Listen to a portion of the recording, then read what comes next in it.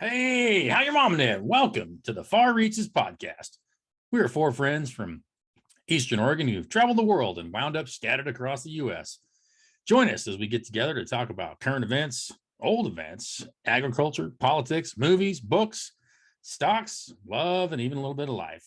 No, we don't always agree, but we stay friends and even enjoy a few laughs. We think you will too, so come on along and enjoy the ride. And don't forget, keep on reaching. Hey, don't forget to stop by our special friends at B&K Auto Salvage who help bring this podcast to you each and every week. Folks, with over 1,200 used vehicles in stock and a large selection of 4x4 parts available, that's always being updated. B&K Auto Salvage is your Eastern Oregon one-stop shopping for the automotive world. And be sure to listen very close every week for the Far Reaches promo code that's going to get you discounted pricing and bumps on those prices on that scrap. So that's our good friends at B&K Auto Salvage. Make sure you told them the Reacher sent you and listen every week for the promo code to get extra savings. So, yeah. Got it. Does your shirt say body by brisket? It does. Yes. Yeah. The Brisket Board of America keeps sending me cease and desist letters to stop wearing this shirt, but I'm not stopping. Do you know that brisket was historically like a poor people meat? Oh, dude, it's trash. Yeah, it was like the cheapest. Now it's the favorite. Right? It is the cheapest cut you could get. Like it was like pennies on the pound, man. I think that's why I heard that's why the Jews ate it, because they were used to be poor. Yeah, a lot of people are. Yeah. It takes forever to cook. It's fatty. It can often be, it's never very uniform. It's unwieldy. Take your pick, man. Yeah, it's like cross section weird. Like when you cut it up, it's all different directions against the grain. Is it still priced as inexpensive relative to other cuts? No. Or now that it's more popular, is it expensive now? It's expensive. So let's say 5 years ago, maybe a little bit longer, you could find brisket everywhere for $1.50 to $2.50 a pound. And 5 years before that, it was 70 to 80 cents. Now it's $4 plus for brisket. Huh. Yeah. What's a roast beef? What cut is that? It comes from all over. It's like roast, like a chuck roast. Somebody makes a roast. Yeah. That's usually my least favorite piece of beef. I think. Yeah, it depends on how it's cooked. Like, and most of them turn out kind of dry because they get steamed for like 30 hours. The Irish folks like to have like on the what are they eating on like St. Patrick's Day? Corned beef and cabbage. Yeah, when I was growing time, I went over to her apartment. She had made all day. She spent all day making corned beef and something else, and I was like pretty disappointed. Didn't want to eat that shit, Oh, see, corned beef a lot of times was from brisket. It's just been corned or pickled, if you will, brined. Yeah, it's gross. So yeah, it's quite tasty actually. It's one of my favorite. If, like most things, it's cooked properly, you can totally hook you up with that girl. Yeah, hi. Yeah, you could totally F it up, dude. I've actually made my own. I've brined it for a couple weeks and then smoked it. That's actually, if you smoke it, it makes it pastrami. If you pepper it, if you just cook it, and then it's corned beef. So yeah, uses curing salts, just like you do if you made like bacon or anything else. That's why it turns like really like corned beef is like really bright red usually, or a dark red color. That's why. Some of them in the store are actually colored extra red, but that curing salt actually oxidizes it, I think, and makes it red. Well, just the whole meal isn't what I feel like you make it in a crock pot. You got like cabbage and carrots and it's a pretty boring meal. I need cheese and bread. You can make that, yeah. I make a better Italian probably than an Irishman. To be sure, yeah. It happens. I gotta find the freaking code for Bradbury. Never I mind. It haven't. says now. Now he says never mind. Yeah. So yeah, again, it depends on how you prepare it. What you have with it, like good rolls and some mustard with the corned beef is really good. And good sourdough bread with some mayo or Miracle Whip or mustard. Corned beef is just really tasty. I think. Yeah. That's me. I like oh, here comes the Bradburg. Good roast if you cook it properly. It's quite tasty. It's only good, I feel like, at the end of that first initial meal, then you get one of those. My grandma had one. It was like an old school metal grinder. You just grind it up. Oh, you make like She would like attach it to her cutting board and then grind it. And then you throw a bunch of mayo, a little bit of mustard. Yeah. Then you have a good sandwich. Yeah. That's pretty cool stuff there, Maynard. Then I'll come to the table, Grandma. Okay. There you go. It's a little medley. That's not as common as it used to be, for sure, to grind it all up and kind of make some people call that a hash or a sandwich spread, or it's pretty tasty though.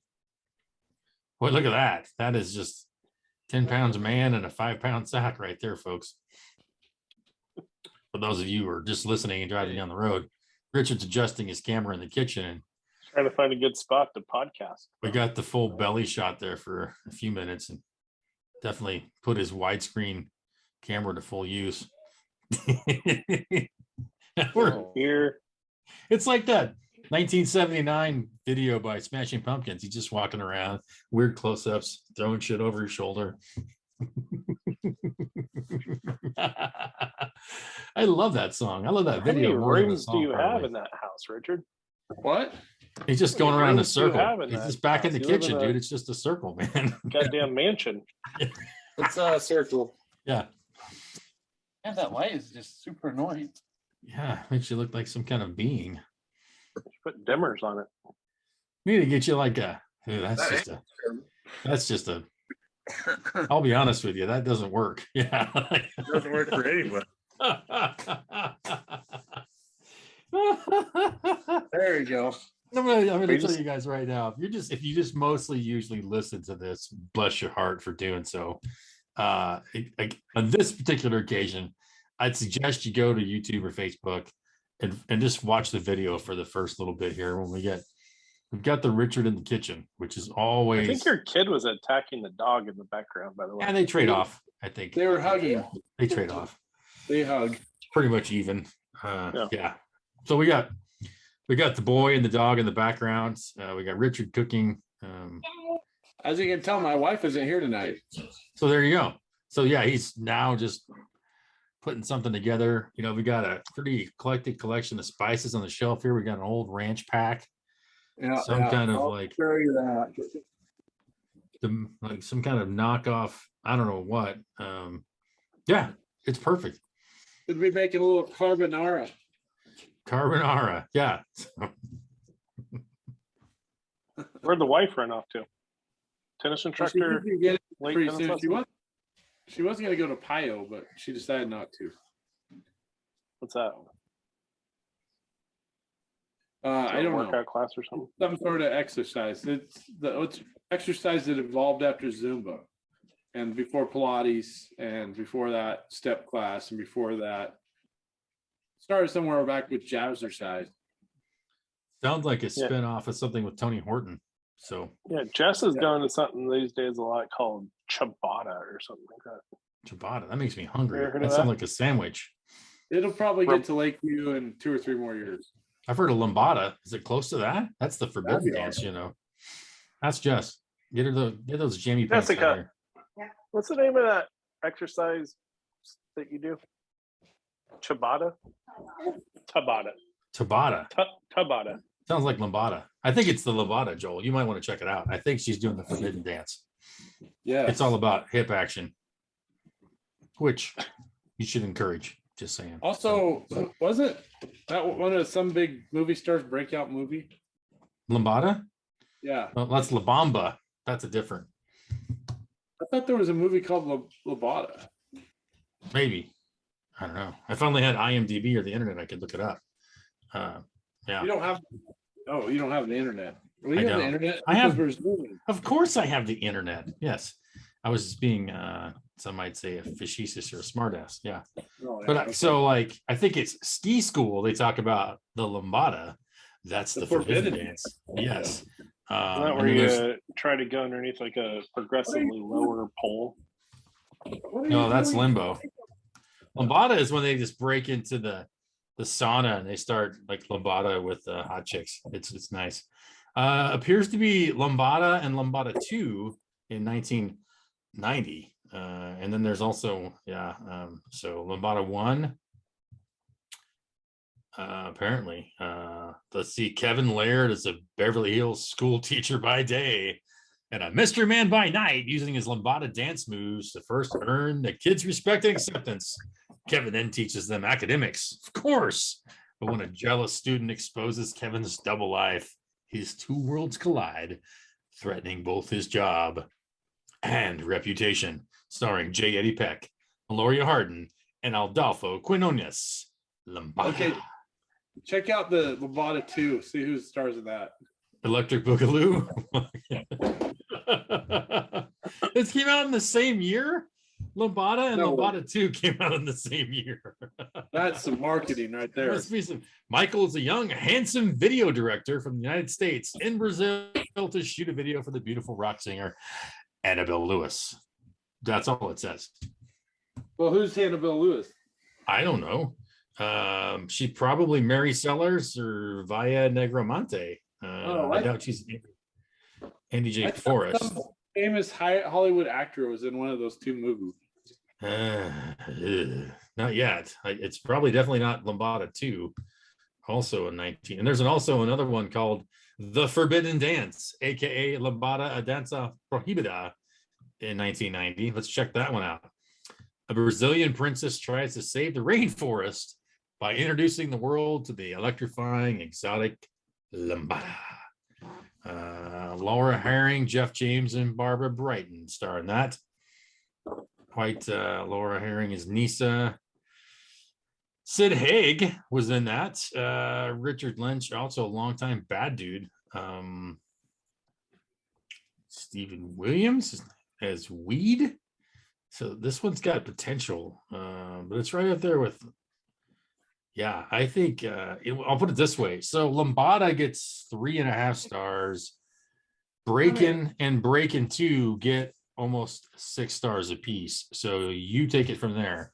In essence, Breakin', is almost twice as good as Lambada.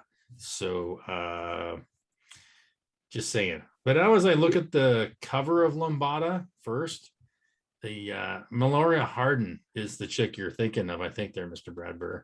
She was in The Office. She's the hot chick in The Office. Okay. Which one? The one that Michael dates later on. Meloria Hardin. The HR woman? No, she's not HR. She's Jan, his boss with the cans. She gets the bolt-ons. Oh. Yeah. Oh.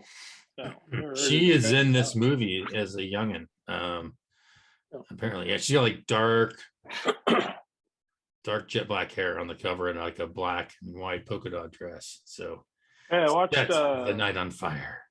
I watched the last Boy Scout last night. Oh, you did? Well, now. Yeah. What do you think? I was immediately like, this movie is absurd. As it started, they're playing a football game. Oh yeah, that part. Pitch black is super dark. It's one weird spotlight. Turn on the lights. Remember, it's the 90s. It was edgy. Yeah, and then wasn't it Tony Scott, the director, too, or something like that?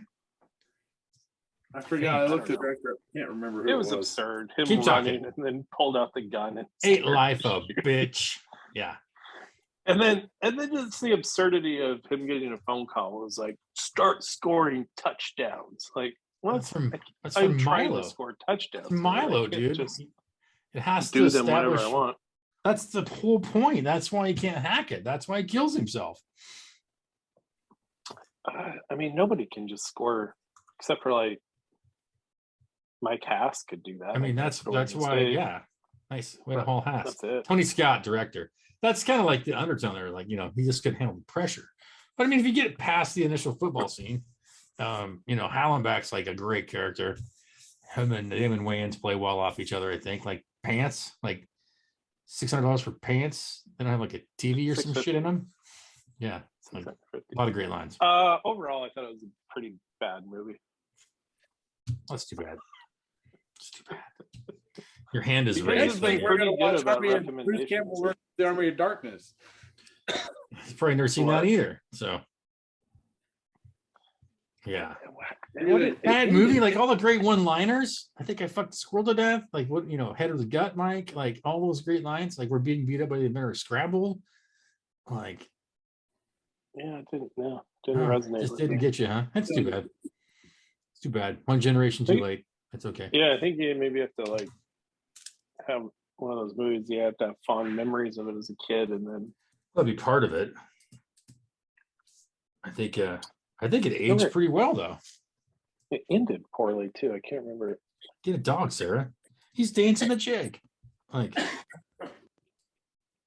how could you? I don't know, man. This is one of these things we're just gonna have to disagree on. We're not gonna have to agree to disagree. We're just gonna disagree. I think it's one of those things like when it's on, I'm watching it from where no matter where it's at. Where'd you get that suit at? Gangsters R Us? Like so many great like Furry Tom and God, man. Just saying Halle Berry or early Prime. Yeah, but she only was in like 2 scenes, and then Yeah, she got she shot. made the most of them. Don't get me wrong. I don't even think that was her body when they like zoomed in on her butt. That was her butt, dude. Believe me. I'm quite the expert on Halle Berry, especially your backside. That was Halle Berry. I've got a whole matrix plot of moles and bifurcation. Yeah, it's fine. Don't trust me. Yeah. I think Beverly Hills Cop is a superior movie. I think writing wise, yeah, it doesn't have the one-liners. I don't think the Boy Scout does, but Beverly Hills Cop is phenomenal, and I think part 2 is great also. There's a part 2 of Last Boyscout? No, Beverly Hills Cop. Oh, yeah. Yeah. Is there like 3 of them? I think so, but they kind of waned. Bradbury, I want your hat, dude. That's Surge. badass. Remember Surge? Oh yeah. No, I cannot. No. Get the fuck out of here. No, I cannot. No, No, I will not. It's a little espresso I throw with some lime. It is very nice. You would like it. Huh? No, get the fuck out of here. No, I cannot. No. I like when he picks up his car. Hey, be careful. Like all this shit happened last time I parked there. Like his blue Nova's all beat up. Like, but answer me this. Here's a huge plot hole in Beverly Hills Cop. So he takes a couple days off. You telling me he drove that blue piece of shit Nova from Detroit to Beverly Hills in like a day or 2? Seriously? You know what I was thinking about is I went to Glacier Park, right? Did that road trip earlier, right after Roundup. Went to up to Glacier and stuff. During that trip, I was thinking like about all the people that used to make that drive in like the 70s and 80s, and those shitty cars that were available at the time, like a Nova. I'm surprised that like I wouldn't want to do that. Like it was tolerable. That's when they say my, getting there is half the fun, because that might be all the fun you have. $50,000 top of the line pickup, because you got all sorts of entertainment. And it's comfortable and it's smooth ride. Imagine doing it like a Buick. Some old piece of shit. You got to roll down the windows. You got no stereo. It's hot. Your back's sweaty. You got to pull over every 190 miles and get fuel. Top off the oil. Yeah, top off the oil. Get fuel. Check the tires. Don't turn it off. It won't start. Yeah, that's. It wouldn't be tenable. I wouldn't have done it. It'd be untenable. Don't park it forward. It doesn't have reverse. Yes, exactly. Always park downhill so I can push start it. You wouldn't have stayed home. Like there was no alternative, Joel. It didn't matter. Like it was beats walking. This car doesn't even have an infotainment screen. What is this piece of shit? This car was made before the word infotainment was even a word. Yes. What do you mean? This car doesn't have FM3? Yeah. FM3. Yeah. You mean you don't just have the old Craco AM radio? That's it. That's all AM. You can hear the lightning strikes from across the desert when you're driving. But the weather band works. Yeah. Oh, this is airport. That guy you could just hear for days. The same monotone weather dude the whole time. It could People be must have had to plan so much more thoroughly to go anywhere back then. not really. Like, yeah, people were just always on a map. Like Yeah. if you're driving by yourself, how the fuck do you know You where you're freaking going? just whipped out the gazetteer from behind the seat, and you're just For freaking GPS. give her that shit, man. You're looking for road signs, mile markers, like that's north. Yeah. It was like Lewis and Clark stuff. You know that like odd interstates run direction, and and even interstates run east west and odd run north south. Got to take a Native American with you on every road trip. I think we were just part. We were still having good road trips. Yeah, we were the last Boy Scouts. Yeah. Mm-hmm. Life was good. Dude, I highly encourage you, sometime you travel, don't use GPS. Just use road signs and maybe a map. No, I mean, like I used to do that. Shoot, when I went to college, I remember if I were to drive from Pendleton to Corvallis now, once I got to Portland, I'd probably like throw on a GPS so I don't fuck up the Portland freeways and whatever. But I used to be able to, I used to be able to do it. And then, I don't know, kind of lost that skill. When I first moved to New York, I remember moving here. This is before smartphones. But, there was a website called hopstop.com. And go on that. And it'd tell you, like, you'd enter in where you wanted to go. And then it would tell you the subway directions. Oh, yeah. So then I'd take a piece of paper and kind of write it down. Or I think the blue. If I knew I wanted to go to a specific place before I would leave, I would look it up on the internet where it's located. Yeah. And be like, okay, it's on 33rd and 2nd Avenue. And then I'd get there. But nowadays, you don't even. I remember being amazed, like people would know exactly where everything was, like any building you were going to or a restaurant, and they'd be like, "Oh, it's on 46th and 8th." Yeah. How do you remember that? Well, we used to know like 7 pages of phone numbers. Always, like you didn't store it anywhere. Like A, you didn't have a cell phone, but B, like your phone numbers were all on a sheet of paper, like by the phone, or like in a book, like. Or when I first moved here and I'd accidentally get lost, and a couple times I'd be like, start going across the river, like, oh fuck, I'm going to Brooklyn. Wrong way. Going into Brooklyn. Get all panicky. No good could come of this. I don't know what part of Brooklyn I'm going into. This might be a bad part of Brooklyn. Yeah. That's the best part about not knowing where you were going and having to find the way was all the cool stuff you found while you were lost. Like to this day, I know cool places in Albuquerque that hardly anybody knows them. Because he found them. I did the same thing in Oakland. Just even the bus driver was like, "You sure you want to be on this bus?" I was like, "As far as I know, yeah."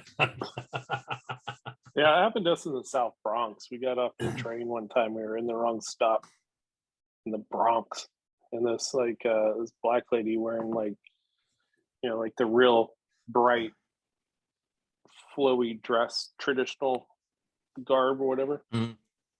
She just was like, "You boys are in the wrong spot." If I was you guys, I'd be leaving. How do we get out of here? We wandered like that all the time too. From when I was stationed in San Diego, the main way to get around was the trolley, and you either take it downtown San Diego or you'd go south through Chula Vista and then to Tijuana. It dropped you off on this side. You had to walk across the border, but yeah, there was a couple stops past when you came back in that were pretty squirrely also, but there was many of those that you didn't want to get off without numerous of you or at the wrong time of day. And you figured that out, but you learned how to chameleon a little bit too. So it was fun. Yeah, that was always your strong point, chameleon. Chameleon, yes. Thank you, Richard. That's quite the compliment. All right, what's on the agenda today? What's that? For What's on the agenda for the podcast? Well, the normal stuff. We're going to start with the good old reach around. Yeah, I think if you don't want to, we could do something else. But well, anything interesting happened?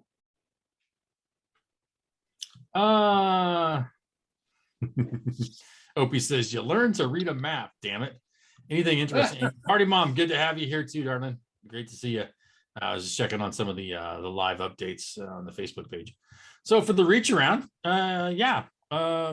just let's see. Today was entertaining. I'm gonna try to find my Zoom page. I'm like, there we go. So I was really excited because Turnpike Troubadours are gonna start touring again. They released some dates the other day, a couple shows at Canes in Oklahoma City, and they're doing one in Fort Worth and then one in Helotes at Flores Country Store. So I was like, had the pre-buy code for Flores, and I was like, it's in May. I'm like, dude, For which one? for Troubadours Yeah, and I know the band. Which location? at Flores Country Store in Helotes. Where's that? It's outside of San Antonio, Hill Country. Oh. Cool place. If I moved anywhere, that's one of the top 5 places I would move, would be down in that part of the world. Anyway, so I was like, sweet, huh? San Antonio? Yeah, just north of San Antonio. Uvalde and like New Braunfels, that part of the world. It's called Hill Country. It's nice. It's still like the west of Austin and north of San Antonio. Anyway, so I was pretty stoked, and I was like, all right, I'm at work. I got it blocked off on my calendar. Had the pre-buy code. You know, they had like VIP porch area, this, that, and the other. So as soon as it went live, I'm trying to buy tickets, and I'm like in the queue, and it's going and going, and it's like, nope, sorry, you don't have enough. There's no, all sold out already. All sold out. I'm like, bottom line, you didn't get a single damn ticket. There must have been like 18 Russian bot farms or something like buying tickets up to go to that.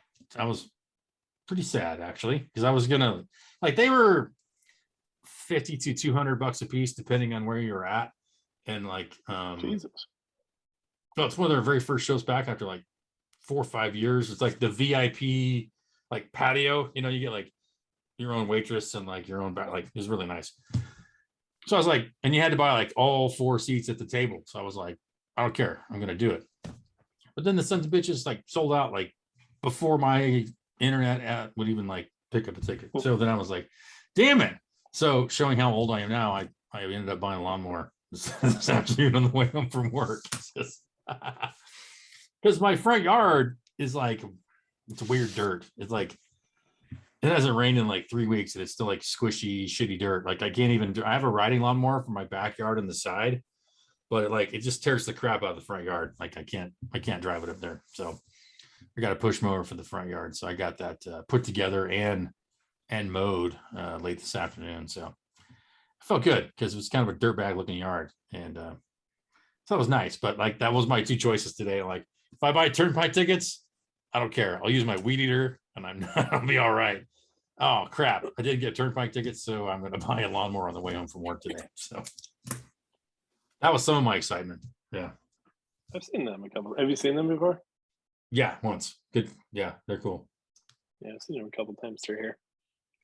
They're really They're good. band, but they've been, you know, they had some issues and stuff, and they've been on hiatus, if you will. So Is Jack Well, White the main singer is like a substance abuse problem. no, that's a nice way. I was saying they're on hiatus. Yeah, he was in rehab for several years or something. So yeah. Is Jack White still with him? I didn't know he was Jack ever White with still them. with him? I don't know he ever was with Turnpike Troubadours. Maybe he just produces them. I think he's associated. I think, yeah. I've never seen him play with them, but he would be definitely on their. That would be up his alley. Yeah. Didn't the guy already? What do you call it when you try to get sober and then you fail at it? What's that called? Relapse. Relapse. Relapse. Yeah, didn't he already relapse? I think so. Yeah. I believe. No, hopefully they stick around long enough this time. Yeah, that's one reason I really wanted to see him. But yeah, it's okay.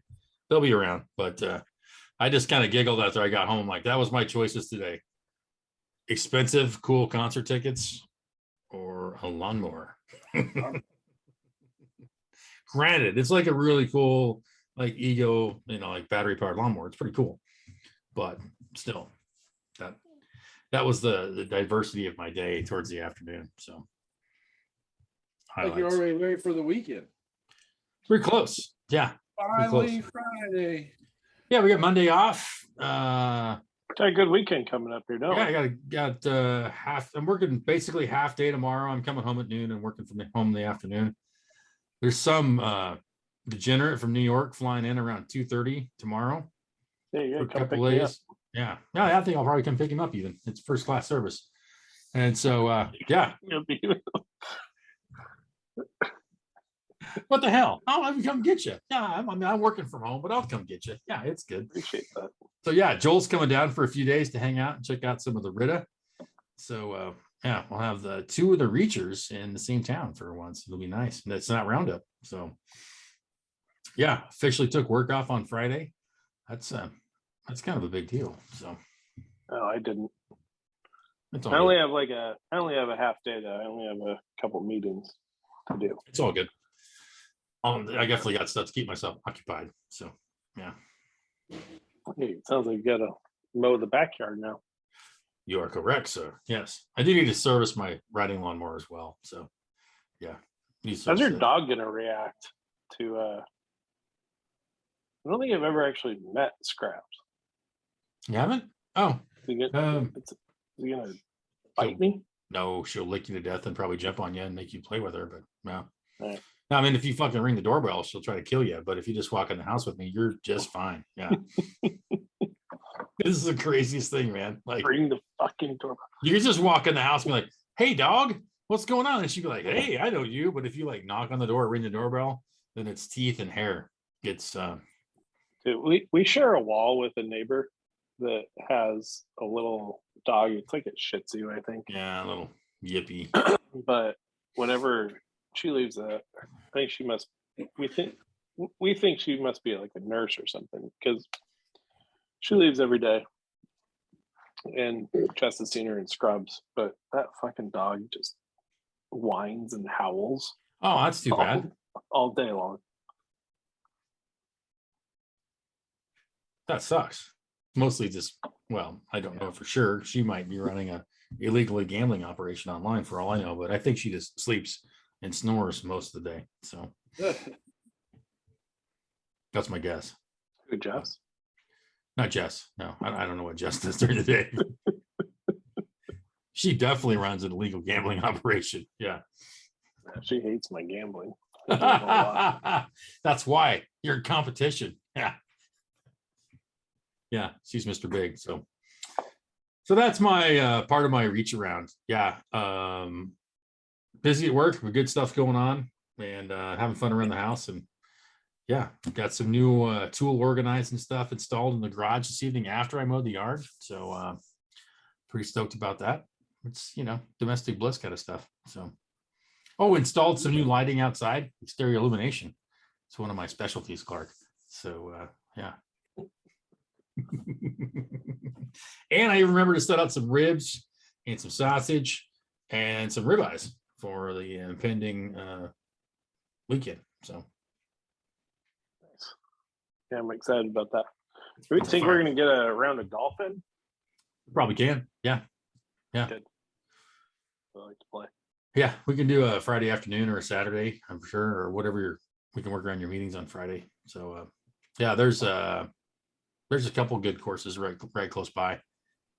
There's a shit ton of golf courses here. Yeah. So yeah, but it's one of the things is down there you always have to like get a tee time and probably they're a little more traditional about their golf, but not. I don't know. I haven't played a whole lot, just because I'm usually doing something else. Bless you, Richard.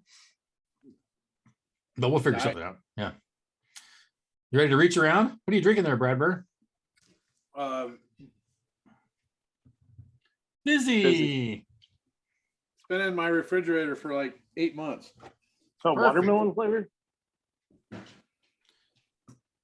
Watermelon? Looked like it. Black cherry lime. I don't know why I would be okay with just black cherry. I don't know why they had to add lime.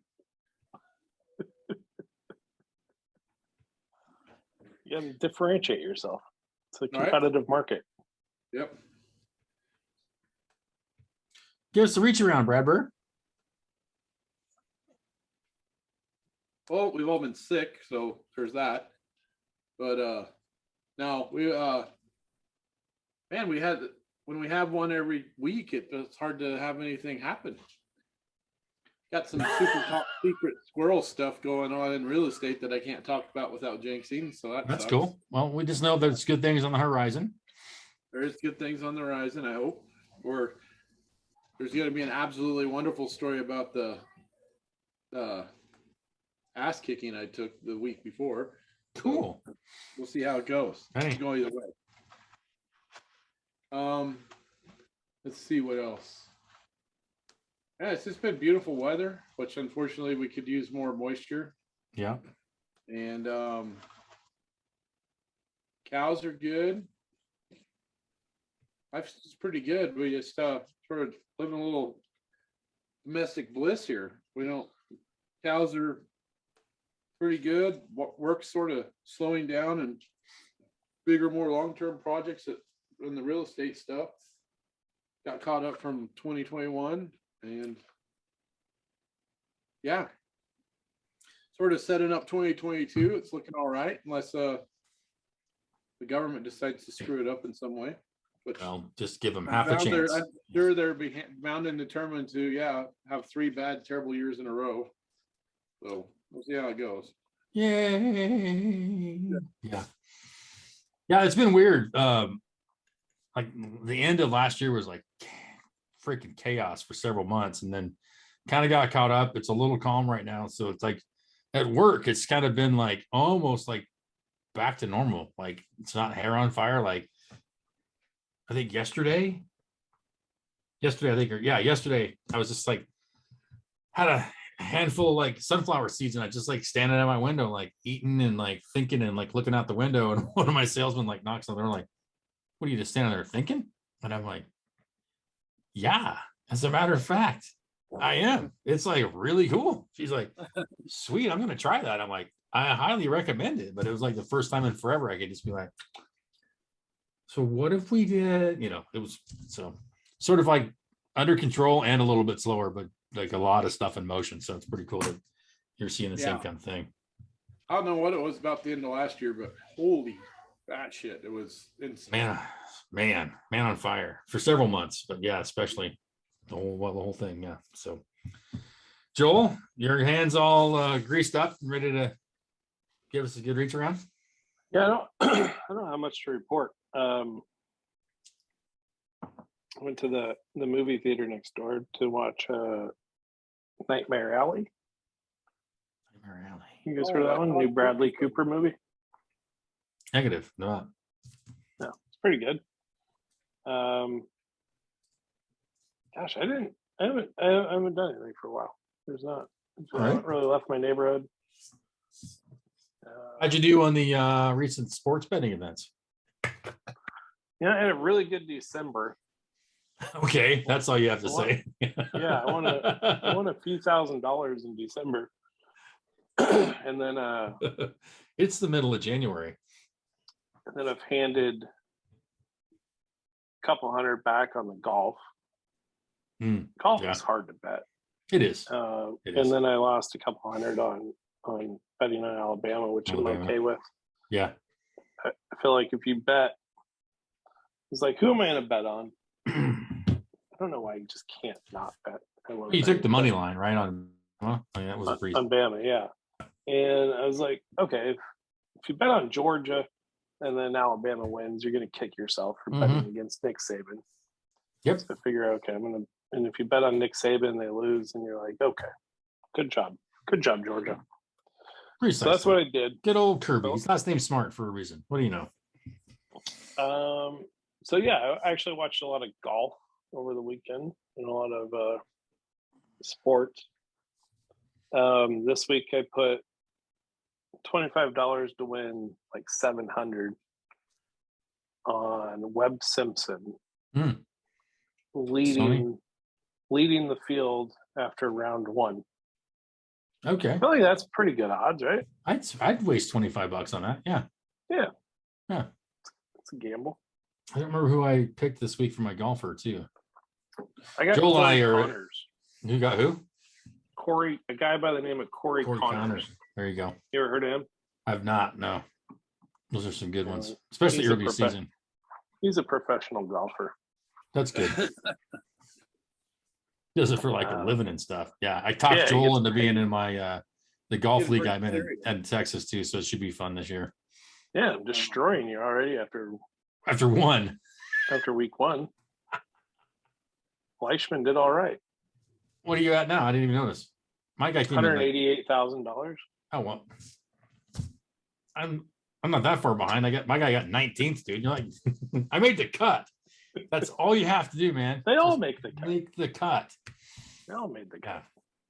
No. I just missed second place this last year by like maybe 10 grand. And the year before I got first. You just got to make the cut, dude. Like that's key. Obviously winning definitely helps, but yeah, if your guy makes the cut every week, like, Do you feel like you've run out of golfers by the end of the year? hell yeah. You do? That's the whole strategy is you got to. Yeah, I was worried plan like your did I pick Leishman way too early?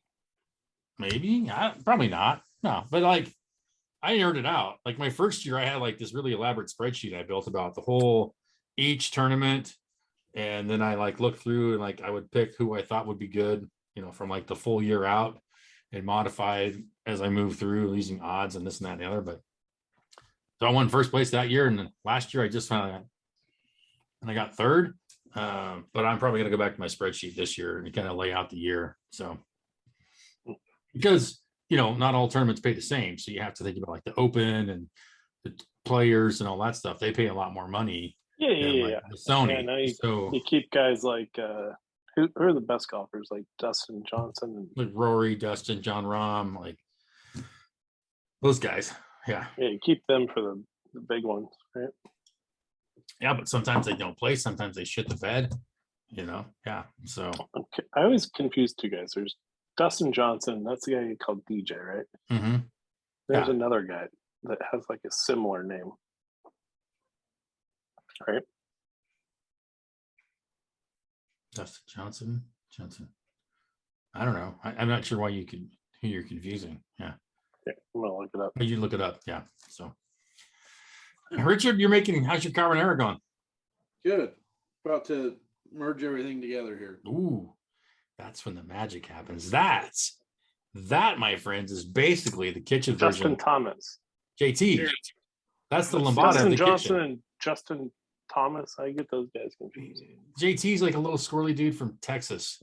DJ's a big lanky dude that's banging or married to freaking Alina, right? No,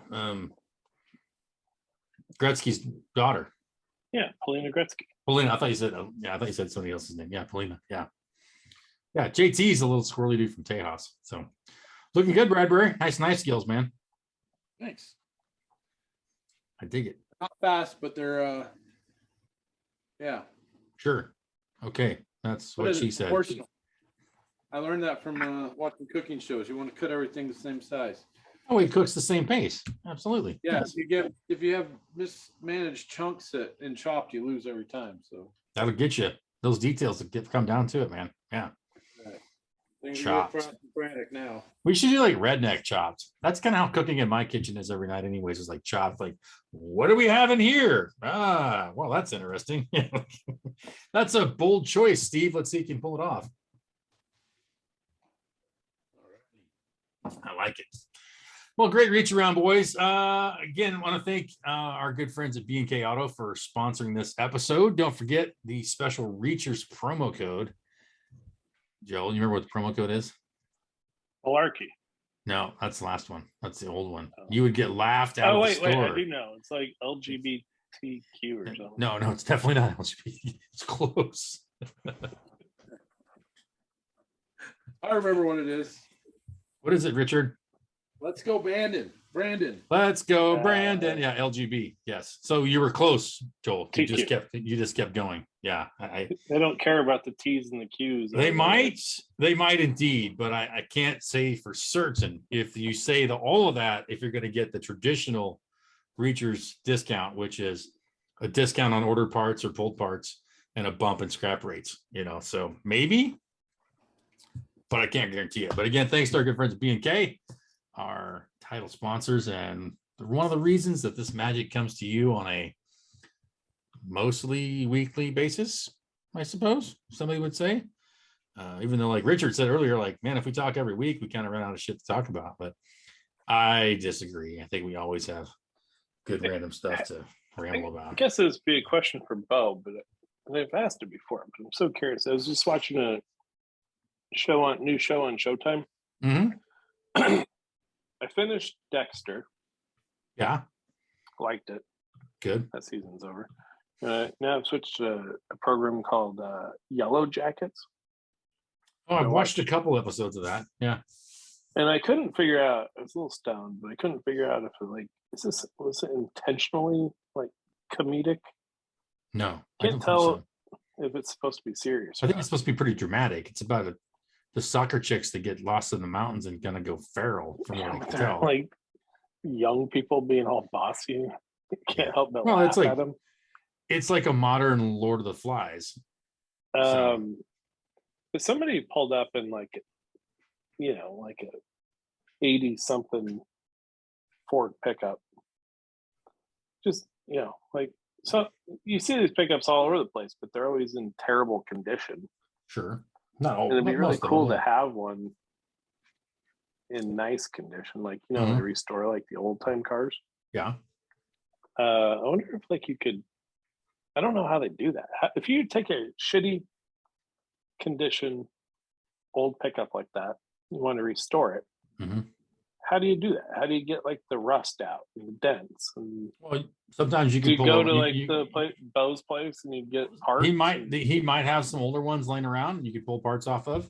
Depends on, so if you're talking about the body, you can do the body work, like you can pull dents, you can cut rust out, you can weld stuff back in, you can prime it. Sometimes you can just buy a whole new fender. Like there's aftermarket companies that make brand new fenders and truck beds and everything for older pickups and cars. But if you can't do any of the work yourself, yeah, and let's say you buy like a pickup like that for like $3,000, sure, it's a beat to hell, and you want to restore it, but you have to hire people to do everything. Are you looking at like $30,000 to? Yeah, 15 to 35, depending on like who you find, what kind of quality you want. Like, yeah. One of the great things you could probably find at Bose for sure is you're going to find a lot of selection on engines. Like pull an engine out of like a newer, like a mid 90s wrecked pickup or 2000s or something like that. You're going to get a nice fuel injected engine, low miles probably, that's in a wrecked truck, and you can pull that out and put it in place of the old crappy one. Ooh, nice. That looks nice, Richard. Congratulations, man. Kids, again, I'm going to say, if you're I'd recommend if you're listening to this right now, mark down the moment and time and go check it out on the Facebook or YouTube. Just Richard made some nice looking carbonara right there. I'm gonna put it on Cowboy Cook right now. Outstanding. Well done. Yes. Harumph. So yeah, you can get, axles, like engines, maybe truck beds, but like a lot of that stuff is certainly there that's right for the picking for that sort of thing. So you put a new modern engine in an old pickup, so it gets like, it's more reliable, it gets better mileage, easier to update, that kind of thing. That's kind of cool. So even find a newer one, or maybe you put even the same size of the engine. There's a lot more space in the older engine bays. So one of the cool things people doing now, I think like mid 70s or 80s pickups, and they're putting Cummins diesels in them, which is pretty cool. So you find a wrecked Cummins pickup and put the diesel in it. So there's some of that kind of stuff too. So you can get a little squirrely on your crossover, so to speak.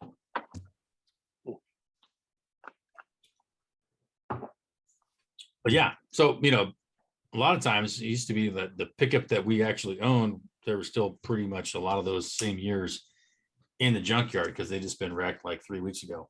Not so much. Then how do they do the interior of it? Because they don't make those parts anymore, but they always like you can't salvage all that stuff. Well, some you can Everything find salvage is salvage. going to be beat up already. You can find some salvage, and there's a lot of companies that make aftermarket replacement parts for those now.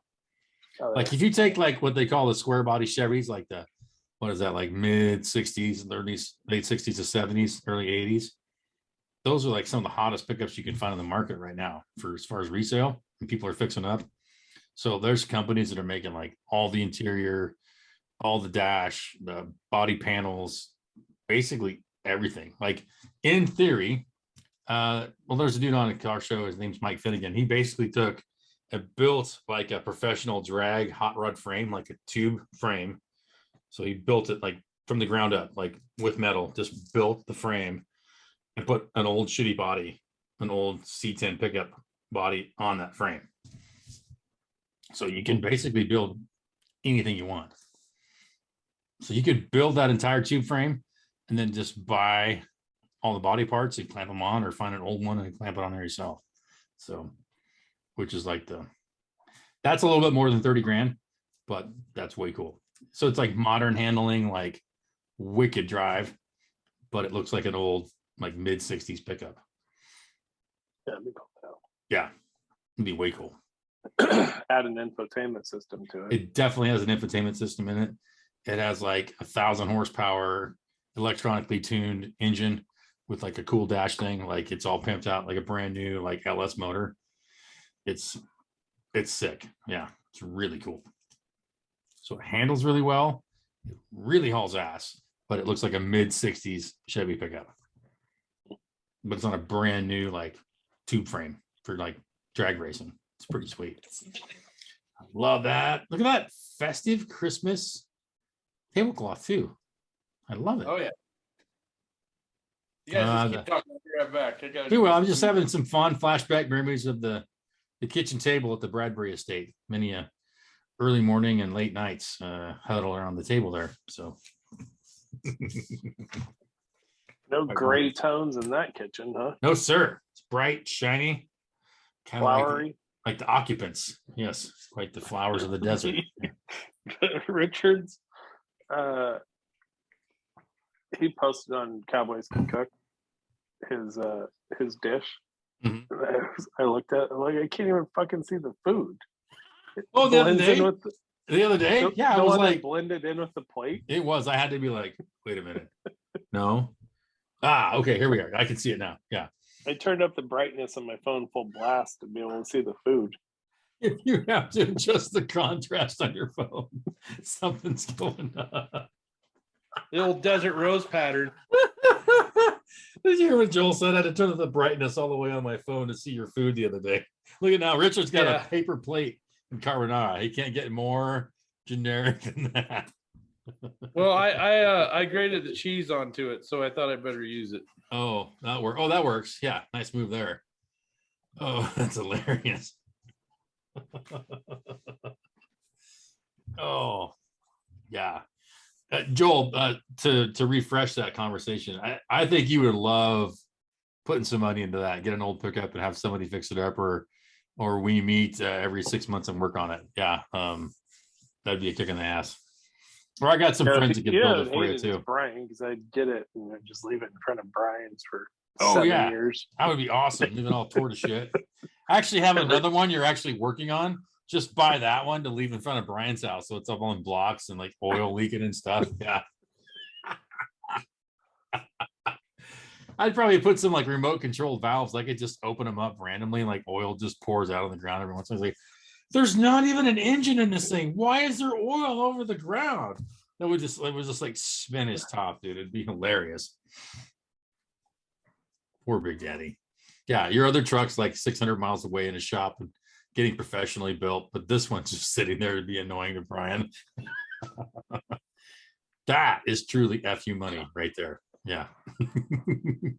Yeah, it'd be really cool to have one of those old pickups. So if it was up to date with all the luxuries that you come to expect. Yeah. Yeah, you can put brand new interior in. You can get aftermarket infotainment systems for sure. I'm actually looking at one for my runner right now. It's like I think it's 11 or 11 and a half inch screen with CarPlay that you can throw in almost anything. So it's pretty sweet. Not bad. But yeah, there's tons of options. You could be all digital dash, brand spanking interior, headliner, new glass, new body panels. You can buy a brand new crate motor online. Like just go Google like Chevy LS engine for sale. Like there's billions of them. You can buy a brand new one, like right from the factory, like never been turned over, ready to go. So I'd like to watch a program. You know, they have like the shows where they remodel cars and stuff, but they're always doing like hot rods and stuff. And I have no interest in. no, not always doing hot rods. rods. There's one on Motor Trend TV called Hot Rod Garage where they rebuild almost anything you can think of. They've done like old station wagons, S10s. They did a LS swapping or a Mercedes one time. Like just I'd like to see a station wagon. total station wagon's badass, dude. They put it for sale for a while ago and it sold in like 10 minutes. Like seriously, I'd love to have that station wagon. It freaking ripped. Family truckster. Yes, big time truckster. It was like a mid 60s Chevy Nova wagon, I think.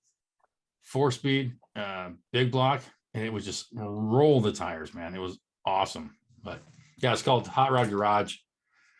Got Tony LaCosta and what's the other guy's name? Anyways, two good guys on Motor Trend TV. They rebuild like anything you can think of. Yeah, it's not just it's called Hot Rod Garage, but they'll build anything. Netflix has a really good car show. I can't remember what it is. Damn it, Bobby. Counting Cars, I think. Oh, that's the dude in Vegas, right? Yeah, they're pretty talented too. He's pretty squirrely. He builds mostly kind of show car things. They're a little out there, but yeah, check out Motor Trend TV. I'll show you when you get here. There's tons of cool car shows on there. They build all sorts of random crap. So one of the dudes is on that show. His name's Mike Finnegan. He's the guy that has like the tricked out Chevy pickup on the Pro Street, basically tube frame. It's pretty sweet. But thank you. But that leads us right nicely, I think, into our entertainment spotlight for this week, which was brilliantly suggested by Richard that we all go back and revisit episode 1, season 1, episode 1 of the Reachers. So I did that this afternoon. I was mowing the yard and working in the garage, and I don't know about you guys, I was damn impressed. I have to be honest with you. I really was. I think we've evolved a ways. A little bit, but I really liked how simple and straightforward it was. I liked it a lot. It was good.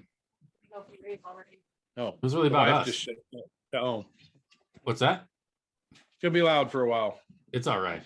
Welcome to your castle, my queen. Yes. What'd you guys think? Did you know that the first episode isn't on Spotify? I do. It's on. I went back to the regular podcast. Yeah, I went all the way back because you have an Android. No, I don't have an Android anymore. Well, I do have an Android operating system. Yeah, because you still a freaking green text. Anyways, no, the first ones, it wasn't on Spotify yet because it hadn't been approved by Spotify. Like it took a couple weeks to get on there. Well, it's not on there anymore. I was halfway through the 4-hour second podcast when I realized it was the second podcast.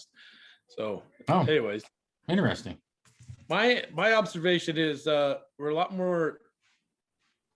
We seem to be like over explaining everything in the early podcast, and I think we're a lot more comfortable now with just having conversations and not like explaining the impetus behind why we're doing it. But I thought that was good too, because it gave more of our, I think, especially for the first episode, like who we are and why. I think we've missed some of that to a degree. I thought it was just a good conversation. And I know later on we got to be a lot more wandery, and that's why we kind of built some more like topic points in, if you will, or like a rough outline of like, what do we talk about next? But I think that for the first one, I kind of dreaded it earlier. I was like, I wonder how craptacular that's going to be. But I was pleasantly surprised, to be honest with you. The one I listened to, the reach around, was just Raleigh and Joel's reach around was an hour.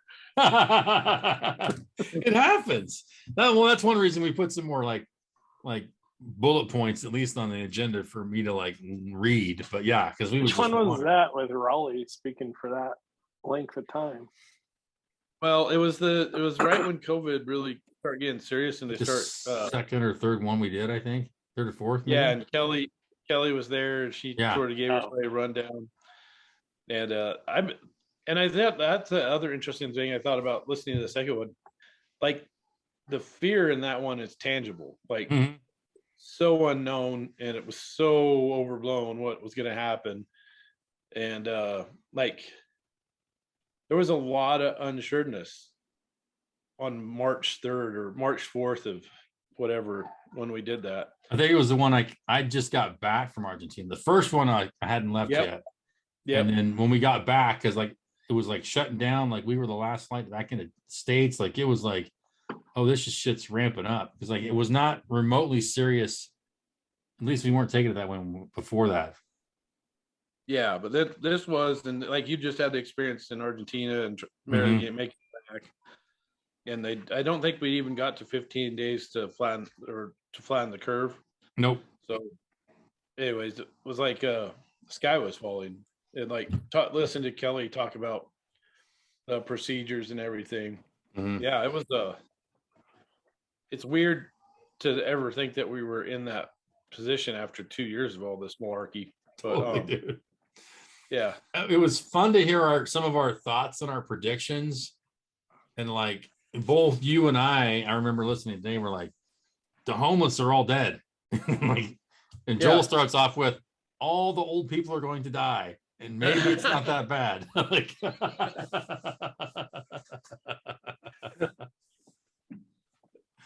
but I physically laughed out loud several times for sure.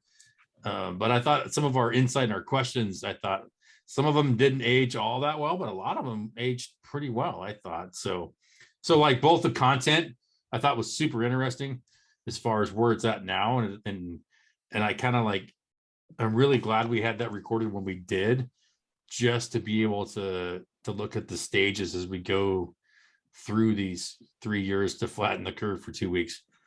But so there was that point, but I also liked just our approach, and I kind of appreciated how raw, and like I thought I was entertained, I suppose, too, a bit by the fact that how like Raleigh seemed to be a lot more vocal then than he sometimes is now. Yeah. That's why I'd be surprised if he did an hour on a reach-around. I didn't listen to very much of it, but I listened to the beginning part, and I thought it was funny how at the time I was like, I went to the grocery store. Oh yeah. And I was preparing in case they might do a quarantine. Yeah. 2 years later. Yeah. They're not doing quarantine anymore or anything, but they definitely locked down, and then that shit spread across the country. And yeah, so some of that because that was at like the height. That was almost at the height, I think, of it's just started. Wave of New York City, right? And for especially New York, yeah, it was different in my world. And like I said, it was like so that was right before I went to Argentina. When we landed there, they like brought us back on the plane and made us fill out paperwork about where we were staying because of this. And we're all like, what the hell are you guys talking about? And then as we're flying back home, like a week and a half later, like they had canceling flights, they were shutting down the city. We're like, oh crap. Like we were basically like in our hotel for a day before we left. Saw people at the airport who'd landed on Tuesday, and we're like, you can't leave, you got to fly back on Thursday.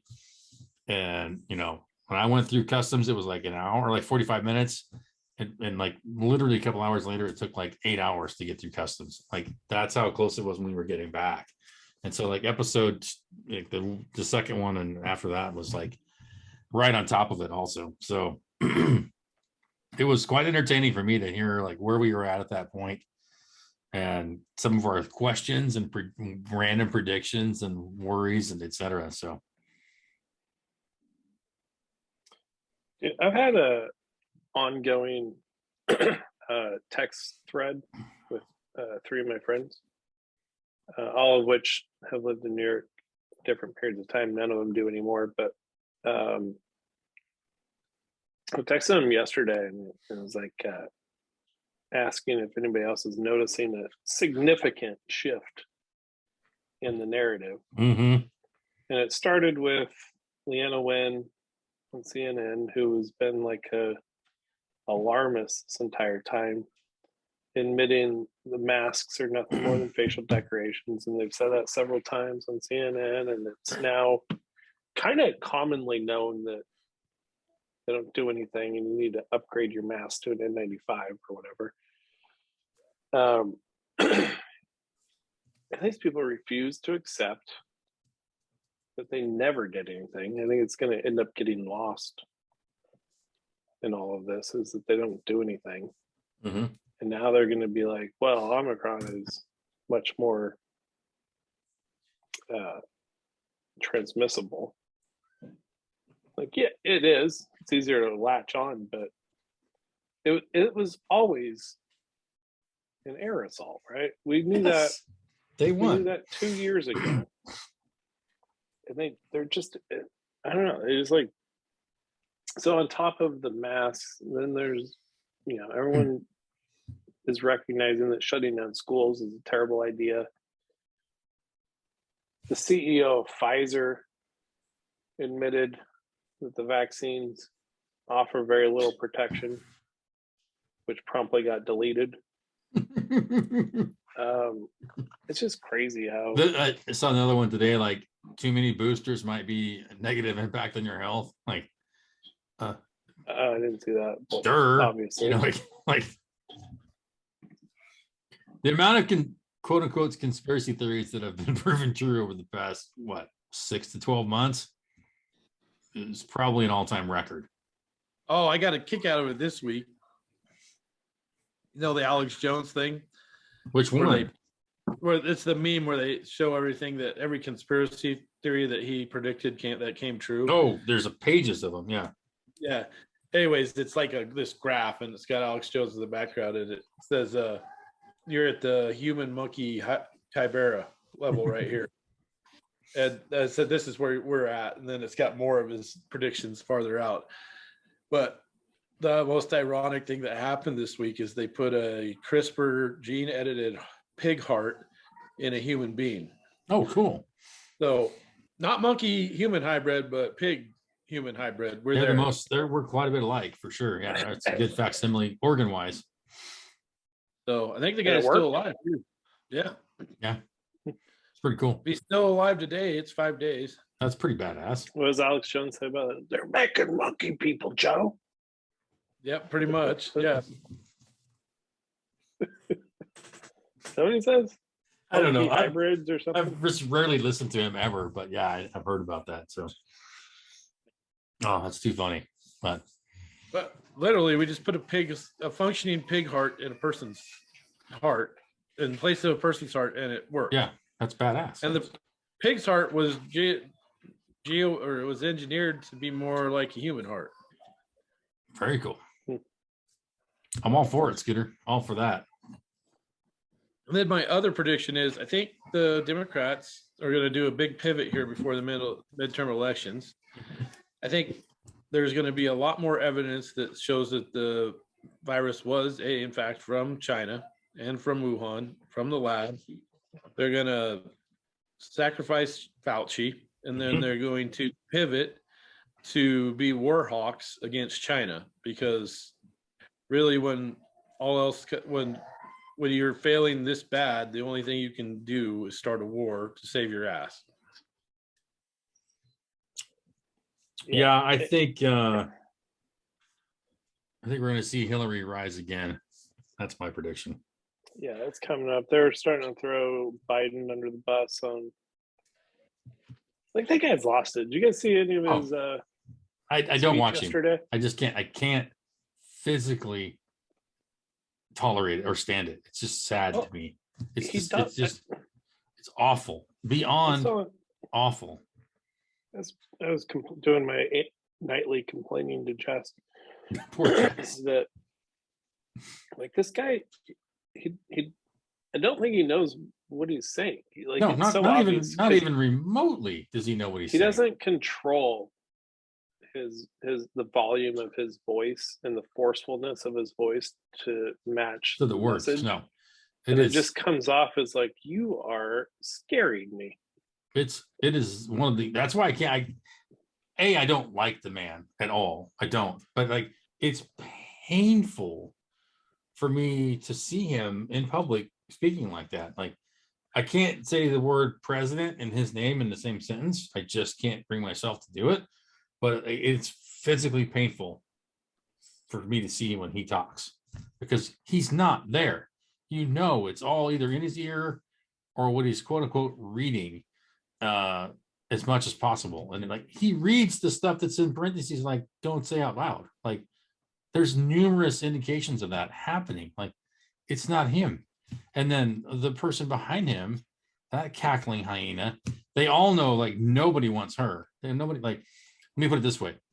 If Hillary is the focal, like we can win with this, like that's how bad it is. Like there's nobody else in the spectrum. And they're looking to her now again. Like that ship's done sailed like so many times. No. I should have taken note of it. I didn't bother to. It kind of just shook my head, but one of the publications so you're right, like 2 weeks ago they had Hillary on TV reading what would have been her acceptance speech. We should have known, okay, Yeah. now they're going to start they're ramping up this again. I denied it for quite a while. Some of my buddies were talking about, I'm like, there's no freaking way they're going to go back to that battle axe. But over the last 2 days, it's become pretty clear that that's what they're trying to do. And there was an article written. It was like they referred to her as a candidate for change. Yeah, exactly. Fucking Hillary. Yeah, exactly. It's fully laughable. I don't care which side of the road you're on. That's laughable. Everything about that. Her reading that speech, like when I first saw it, I thought it was like a flashback. And I was like, no, wait, this is like yesterday. She still has that speech, for one. B, for some unknown reason, obviously known now, they're having her read that. They're considering this news of some sort of interest that somebody's reading their victory speech from several years ago and they got their ass kicked. How sad. And I can't help anymore hearing this stuff and not think about something that Richard said a few times on the podcast for the last couple of years, is that the fucking boomers won't go away. Yeah, there's that too. Sure. She's just she's a boomer. Like an awful one at that. Yeah, like, she's the young hip alternative. Yeah, that's because when Hollywood openly mocks her and says there's no way in hell I'd vote for this woman, like profoundly liberal, entertaining people are like, there's no way I could vote for Hillary. They said that like years ago and like openly. Like, yeah.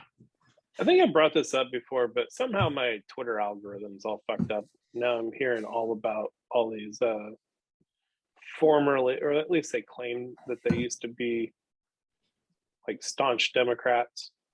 And their parents, their parents. And so they're really upset about the schools that have been shut down. And still New York is having, schools are open for the most part, but like New York has like specialty high schools. They're all public, but like if you can test into, I think it's like Brooklyn Tech or something like that. It's like one of the target public schools. All the students walked out of class yesterday, 2 days. Oh, really? Because of, for what? Because they're not providing enough, I guess, safety precautions, and then the teachers unions are all, they want the precautions, and there's a big blast about that in Chicago. Richard, billions of dollars been pumped into these schools to help you prepare over last year, and they didn't do anything with it. They wasted it or embezzled it. I don't know what the hell they did with it. And they're at the same place they were a year ago. Surprise. And, Yeah. and there's so many parents that have traditionally been Democrats and reliable Democrat voters, and I think they've completely given up on them. And I just hope that people, I could see a situation where the Democrats pivot away from the shit that they've been doing for the last year, Oh, always, man. and that people will forget that They have the memory they of a were goldfish. responsible, and they forget how bad it was and how poor decision making they were, and they'll forgive them and still vote for them. But I don't know this time. Yeah, I think it could be. Again, and they have a pretty good ally when it comes to all things media, but They Richard, know this, and they're trying to pivot away from it. You've been solemn and pondering for several minutes. I'm curious to know what's going on in that cranium of yours. I was listening to what's going on in the other room. Oh, good. I can't blame you. Yes.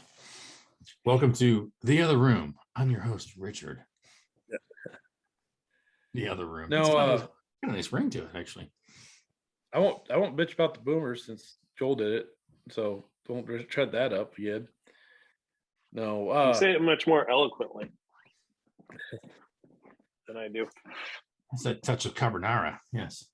In good news, the government did manage to do one thing exceptionally well this week.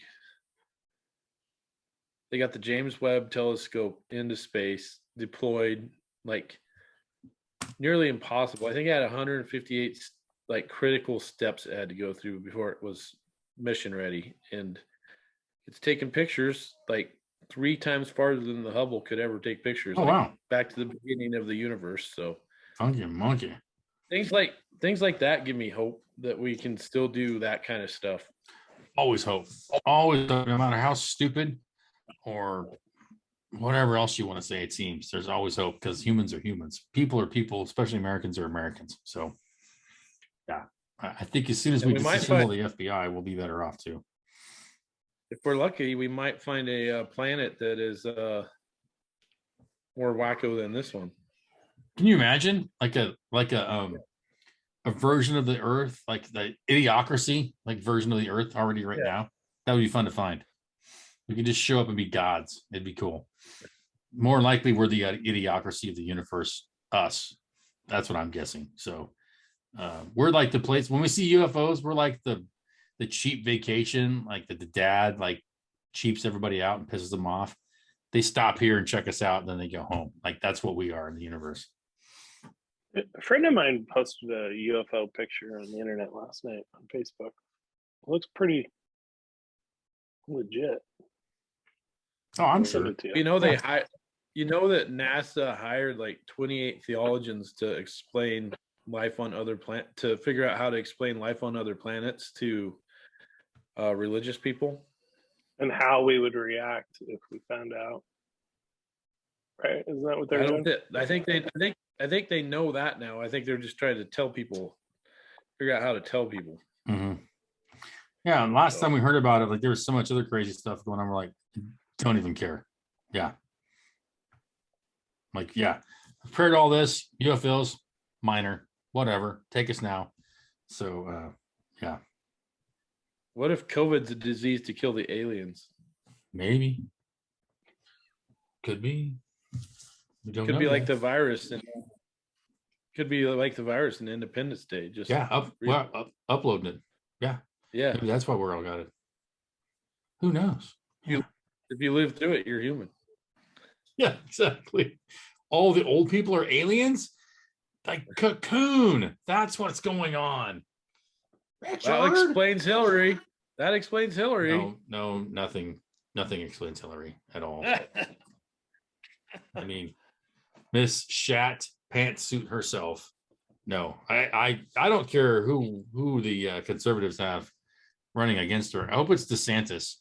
I hope it's DeSantis versus Hillary. I hope it's DeSantis and Tulsi from Hawaii. Would that be the most ninja hand-to-hand combat presidential ticket you've ever seen in your life? Yep. I don't know. Colin, I listened to the Oliver Stone one interview with Joe Rogan, Mhm. and I got to tell you, it's depressing. Well, it's Oliver Thanks. Stone for one. Like, good. I haven't Yeah. listened. Is that a newer one or older? Yeah, last week. Oh, cool. I missed that for somehow. Well, did you listen to I was just listening before this to the Adam Curry episode. No. They That was a briefly great get one, into the topic of raising beef and stuff. I thought you guys might find that interesting. It's Adam within the Curry. first hour of Like the episode. video DJ big haired Yeah. Adam Curry. That Yeah. big? Cool. Yeah. I'm gonna check it out. He was like one of the early adapters into podcast. Yes. Very early. Yeah. It's pretty cool. I've heard him on Bill Burr, maybe.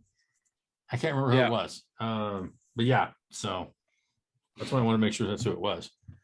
But I know on another note, he just had Gaffigan on there too, which I really want to listen to because that will be good. Gaffigan's new stand up on Netflix is pretty good, actually, as you might expect. I sort of missed the days. I'd start listening to Joe Rogan like in the 600 episodes. Mm. So I missed a whole bunch, but sort of missed the days when he was fringe. And Yeah. Now he's mainstream. I mean, he's the most listened to podcaster. He's the most listened to media source person in the world. So I can't even factor of like what 4 to 5. Like he was. I saw this a few weeks ago. Like, so they had all the programs like Tucker. They had a few other Fox people. They had CNN, and let's say like Rogan was like 12 million. I think Tucker was like 5 or 8 million. Yep.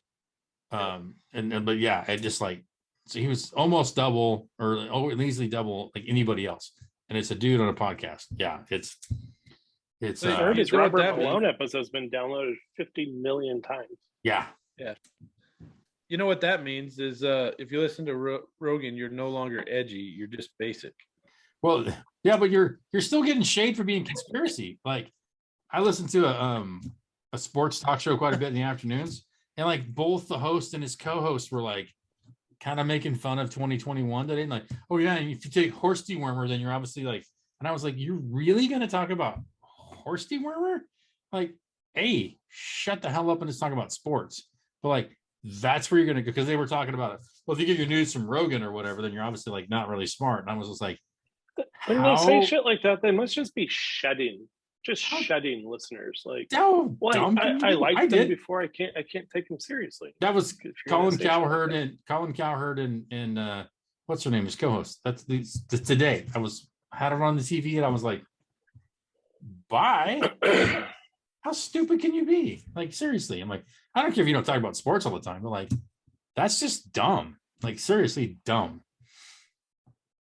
So anyways, yeah, but interesting point, Richard. Yeah, like, he's still that how it can be like that dichotomy of like, oh, you're some kind of fringe lunatic, you listen to Rogan, obviously you're a conspiracy like horse warmer dude, and at the same time you're like, yeah, me and everyone else in the entire world. So gotcha, thanks a lot. Yeah, the conversation makes me wonder is like, they had no way to measure radio listeners. How many people, I bet it's over 11 million. How many people do you think listen to Art Bell in a given week? Well, given his syndication. Oh yeah. Well, same thing when Rush was on the air.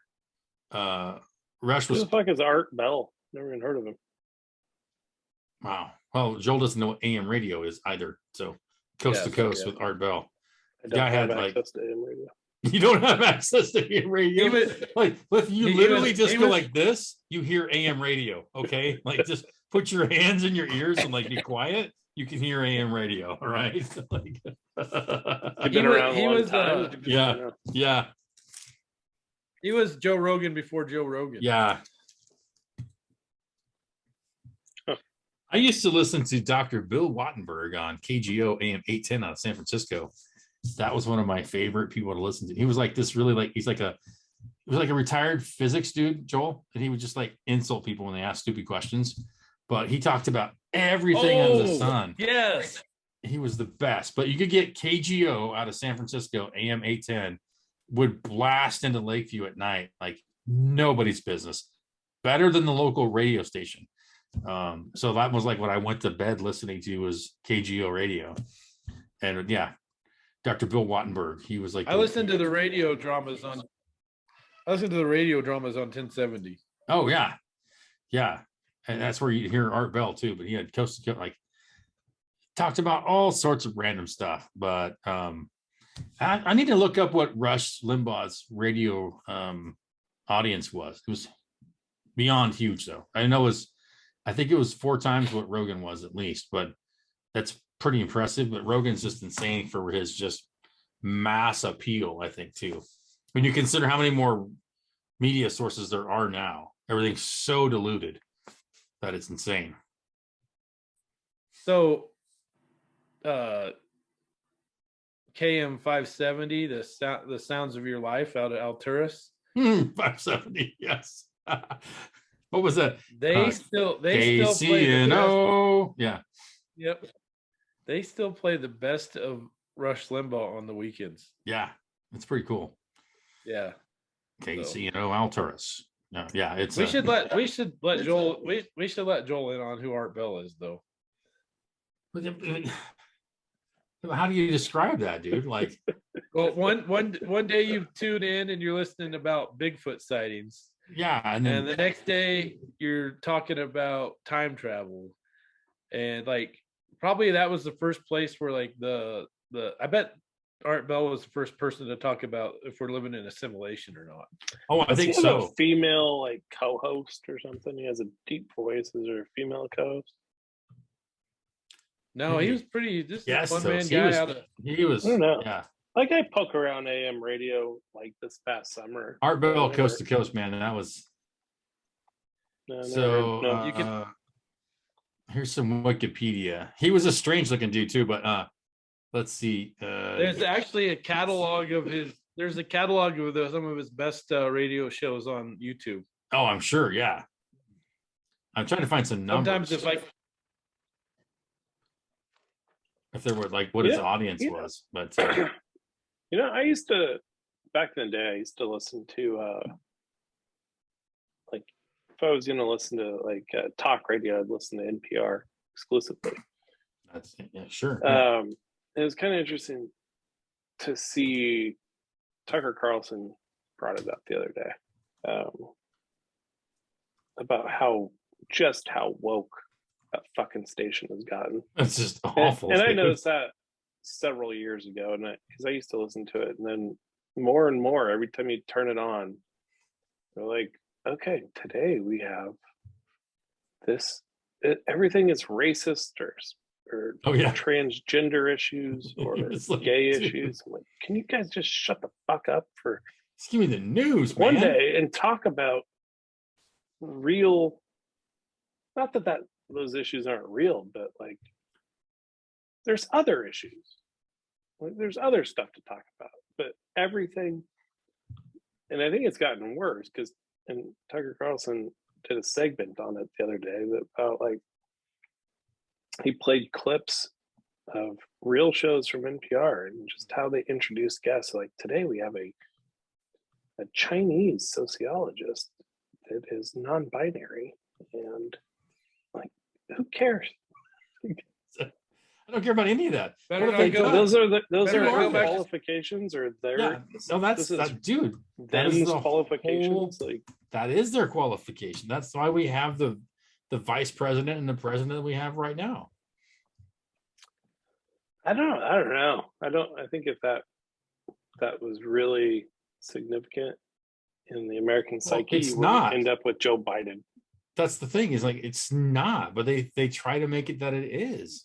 That's they have like their own controversy. There's like NPR has recently in the last week been accused of white supremacy. Like a bunch of black people are resigning from NPR, and some like prominent activists accuse him of white supremacy. That's going to help the white supremacy. This NPR accused, and I think there's some truth to it. These people are. Well, they're the most white liberal elite bastards you're going to find anywhere. So if there is any kind of supremacy going on, it would be there for sure. But that's what makes me laugh so hard. Communities. I can picture Diane Rehm in a KKK cloak.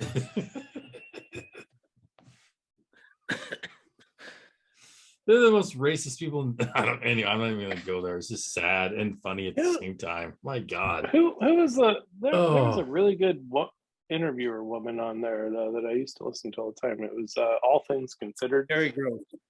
Terry Gross. I used to listen to her all the time. I liked her a lot. She was She was phenomenal. Even though she was liberal, she was really good, but she wasn't crazy liberal. Yeah. She had some fun. Yeah, you can be liberal and still be like sane and give good interviews and like do your job, like 100%. Like Cronkite, for example. Like, like when you went from like reporting the news to shaping the news, that's when it started going to hell. Like, I don't need your editorial. I just need you to report honestly what is happening in this part of the world. How is this impacting me? I don't need your spin on it. I don't need your filter on it. I don't need you like blocking things out because you don't like how they sound. Just tell me what the hell's going on, man. That's why, to point it out again, that's why Rogan's so popular, because like you don't always agree with what he says, but he's probably one of the most truthful people as far as like what's going on or asking questions or, like probably unbiased, I guess you could say, for a large degree. It's weird. Like that's the truth source. That's how screwed up everything is, dude.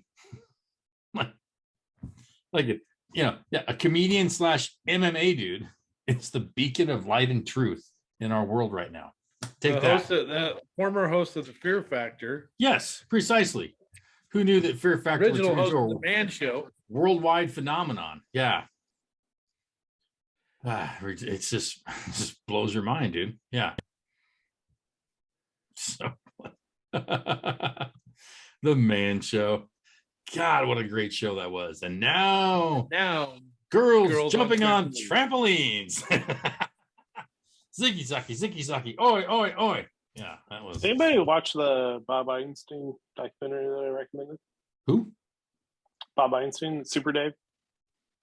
Oh, I've not seen that yet. Oh no, it's on Hulu, right? No, it's on Netflix, I think.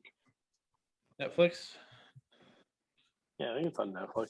Let's just make that the entertainment spotlight for this week then. How's that sound?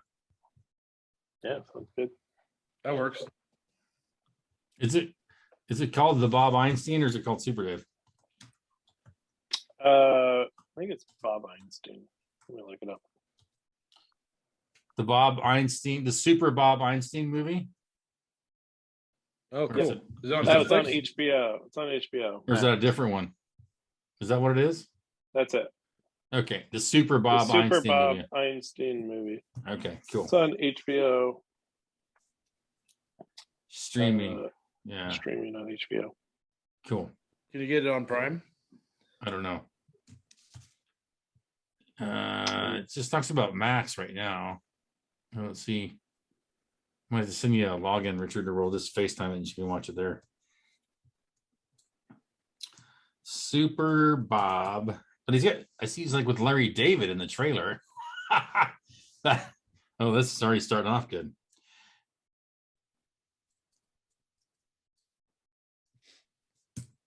That's awesome. Does not look like it's on Prime. I think so. Not yet. Follows the life of the late actor, writer, and producer Bob Einstein, following some of his greatest comedic contributions. So Albert Brooks, John Biner, Larry David, Susie Effman, Jeff Garland, Cheryl Hines. I think Cheryl Hines is still smoking hot. I'll say that right now. Jimmy Kimmel, Norman Lear, Letterman, Steve Martin, Patton Oswalt, Rob Reiner, Jerry Seinfeld, Sarah Silverman, JB Smoove, Tommy Smothers. Quite a collection. Man, I forgot all about the Smothers Brothers. So did I. Super Dave. Yeah, some of my early memories were the Super Dave Osborne show, starring Super Dave Osborne. Made with genuine Saskatchewan sealskin bindings. Yeah, it was something else, man. Yeah. Damn it, Fuji. It was always just getting destroyed. But you get your sexual AIDS toolkit there, Joel? What's going on? My weed box. Oh, cool. What's it called? Like Weed Woe or Huh? chocolate bar?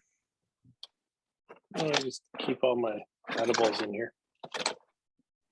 Oh, so like there's not like a monthly subscription like I get like Black Rifle coffee automatically like every month or something like that. You just keep it in your box. Is it like a pudding or a Jello? Hey, is it legal down there, Micah? Yeah, I think so. There's stores? I think so. Yeah, there's I drive by a couple of them on the way to work. So yeah, we'll be good. Restock. There you go. Well, we've got the entertainment spotlight out of the way. I guess we can skip on over to the one of our new favorite parts for sure. That would be the happy ending. Yes.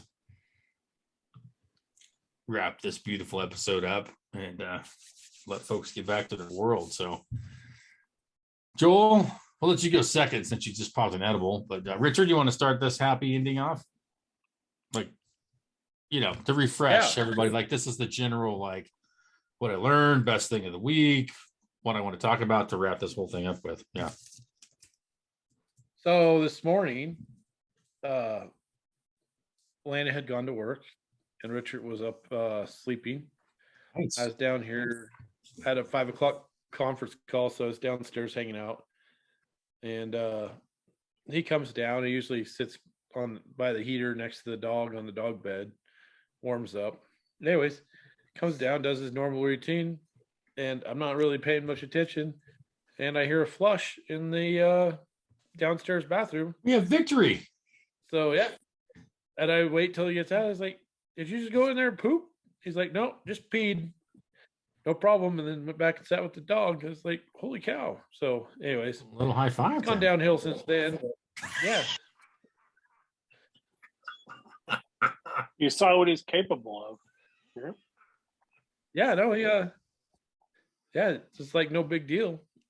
Like I do Gone this every day. downhill since then. Like, good God, I can only imagine what's happened in the rest of the day, but started off good. That's important.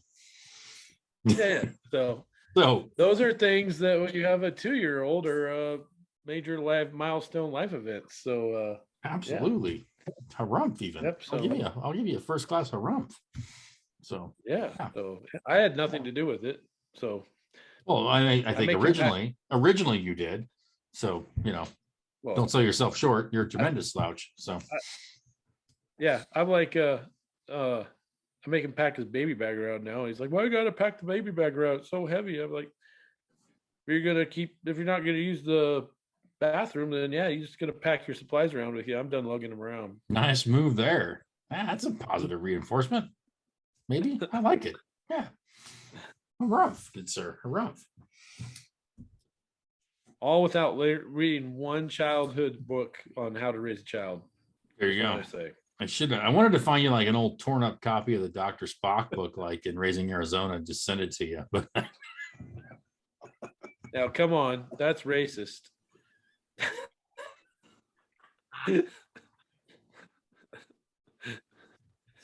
oh, I listened to sports talk on Fox Sports in the morning, and there's 3 guys on there. It's called Two Pros and a Cup of Joe, and like one of their drop in lines that they use all the time is racist. It's like if they'll say something because it's Brady Quinn, LeVar Harrington, and Jonas Knox. And so LeVar is a black guy. Brady Quinn's obviously the quarterback. He used to be for Notre Dame. So they'll talk about white or black or something, and they drop in racist like all the time. And it's freaking hilarious how much they point it out. It's really funny. I appreciate what they do with it. But so now I giggle extra hard. So That's basically what I do, I guess. That's my sports talk radio. figuring on Dr. Spock is Spock's a Vulcan, Mm-hmm.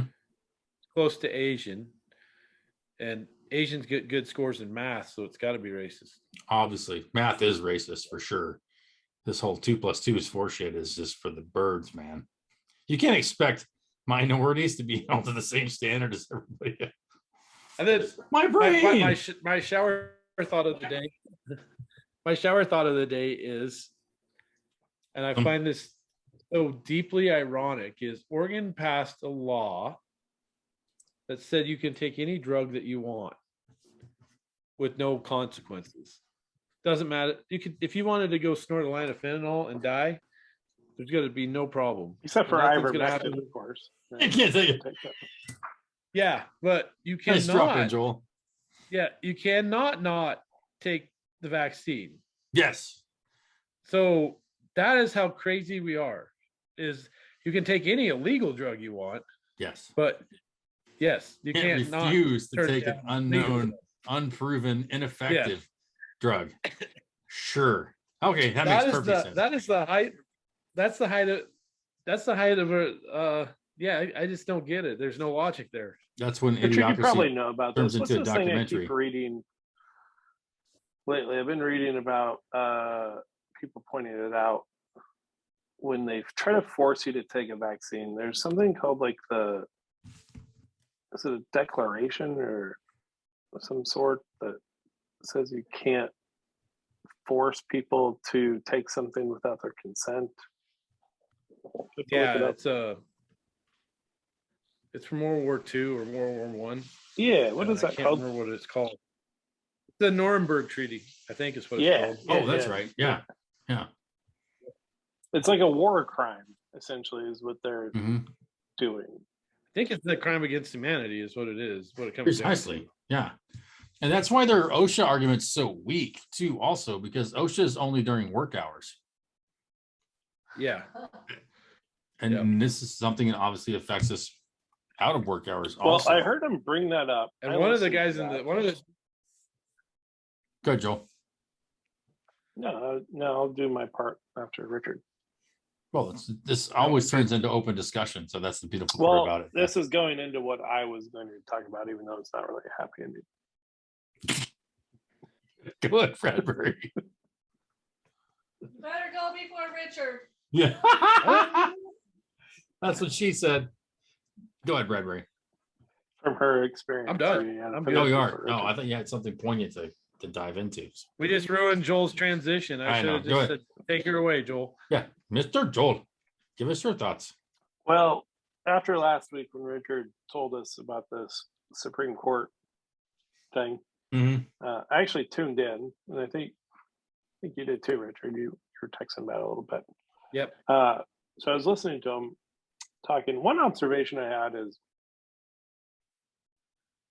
and I've noticed it in previous like Supreme Court decisions, they spend so much time rationalizing their decisions by being like referring to, well, in this case, precedent, right? So they're like, in this case, Precedent is huge. Yes. they did this. And so you're doing, it seems like they're making decisions based on a prior decision that was based on a prior decision. Mhm. There should be like some sort of rule that like, no, you guys have to like tie this directly back to the Constitution. It's like multiplicity. Every in movie multiplicity, every copy It's is worse. weaker. Yes. Meaning every time you make a ruling based on Constitution, it weakens the Constitution and the meaning of it. And then you're basing one on that, and it weakens that. And listening to them, and especially, it was so weird listening to like so much of this pandemic has just made everybody open their eyes and realize, not everybody obviously, but like significant portion of the population open their eyes and be like, this is fucked up. You have Sotomayor sitting on the Supreme Court just saying something outrageously false that 100,000 kids are in the hospital and ICU and ventilators and all this shit. Like, one, like, why are you even worried about that? Like, who cares? It's not B. Like, your Most important, it's not even job true. is to judge Well, the very correct. constitutionality of a mandate. You That's should what not you're be talking doing. about the local political impacts. It's the constitutionality of this thing. Precisely, Joel. But yeah. But now it's reached the point where, like, I always thought, up until like a week ago, I kind of thought the Supreme Court was like, well, at least they're, professionals and they're rational. They're not. They're Fortunately fucking not. wrong. Yeah. The And vast then, majority. and then my shower thought was, and I looked it up because I was curious about it, but a constitutional convention.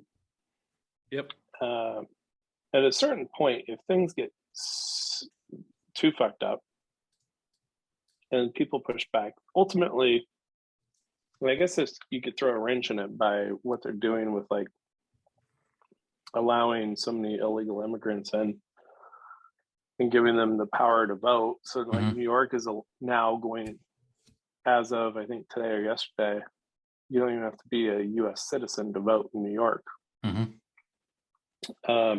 But that I think ultimately that hasn't happened. Huh?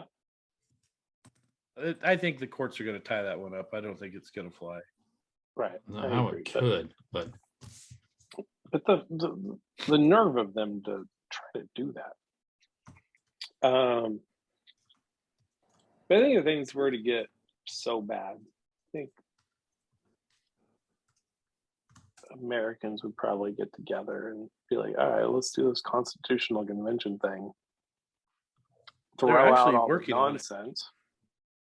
Dude, everything that this is from, well, I'm on CNN's website, so maybe not, but 7:43 p.m. Eastern, Thursday, December 9th, 2021. New York City on Thursday became the largest municipality in the U.S. to allow non-citizens to vote in local elections. In a vote of 33 to 14, the Democrat-controlled city council passed the measure known as Our City, Our Vote. Under the legislation, non-citizens who have lived in the city for at least 30 days, how the fuck do you prove that, and are legal permanent residents of the U.S., including green card holders, individuals with permits, and DACA holders, are allowed to vote in city elections, including mayor, public advocate, borough president, and city council. Yeah, I don't think it'll stand up to the scrutiny that it needs to go through. But who knows? Maybe, like, you get an activist court or judges on a court that are activists. It's really easy to get this. Other council members brought up concerns regarding the impact the new bill would have on Black voters. Where do African American voters fit in, said Majority Leader Lori Cumbo, a Democrat, ahead of the vote. This particular legislation is going to shift the power dynamics in New York City in a major way, and we do not have the numbers or information to know how that is going to impact African American communities who have been the most vulnerable in their existence in New York. She said the bill would be a win for the Dominican Republic and voiced concern that Latino voters could vote Republican once given the right to vote. How wild. Yeah, Latino. How wild. New York has nearly 800,000 non-citizens, according to Rodriguez's office. Advocates of the bill say it is about allowing everyone to participate in the democratic process. It's set to go into effect January 2023. Okay, so it's not like they're going to be doing it yet, but it's critics of the bill, including Mayor Bill de Blasio. Wow, if he's against it, how bad is it? Said the legislation could potentially discourage illegal permanent residents from becoming citizens. My understanding is that de Blasio and then even Eric Adams, as of today or yesterday, had the opportunity to veto it or something. I don't know what they would do. They can shoot it in the head for sure. Yeah. But they didn't. Adams approved it. Yeah. The RNC filed a lawsuit in September against Swiniski and Montpelier, Vermont, over letting non-citizens vote. So, but yeah, that's one of the very first headlines. Is about New York City mayor signs law allowing non-citizens to vote. So I guess if ultimately I realize if things get too out of control, then I think there's enough states to do a constitutional convention to throw out A lot of them have whatever already. nonsense they try to do. A lot of them already passed it. Like they're good to go. Mhm. So Yeah, or there's only like two. We're- They only need like 2 more states or something, right? But what they want to do Yep. is I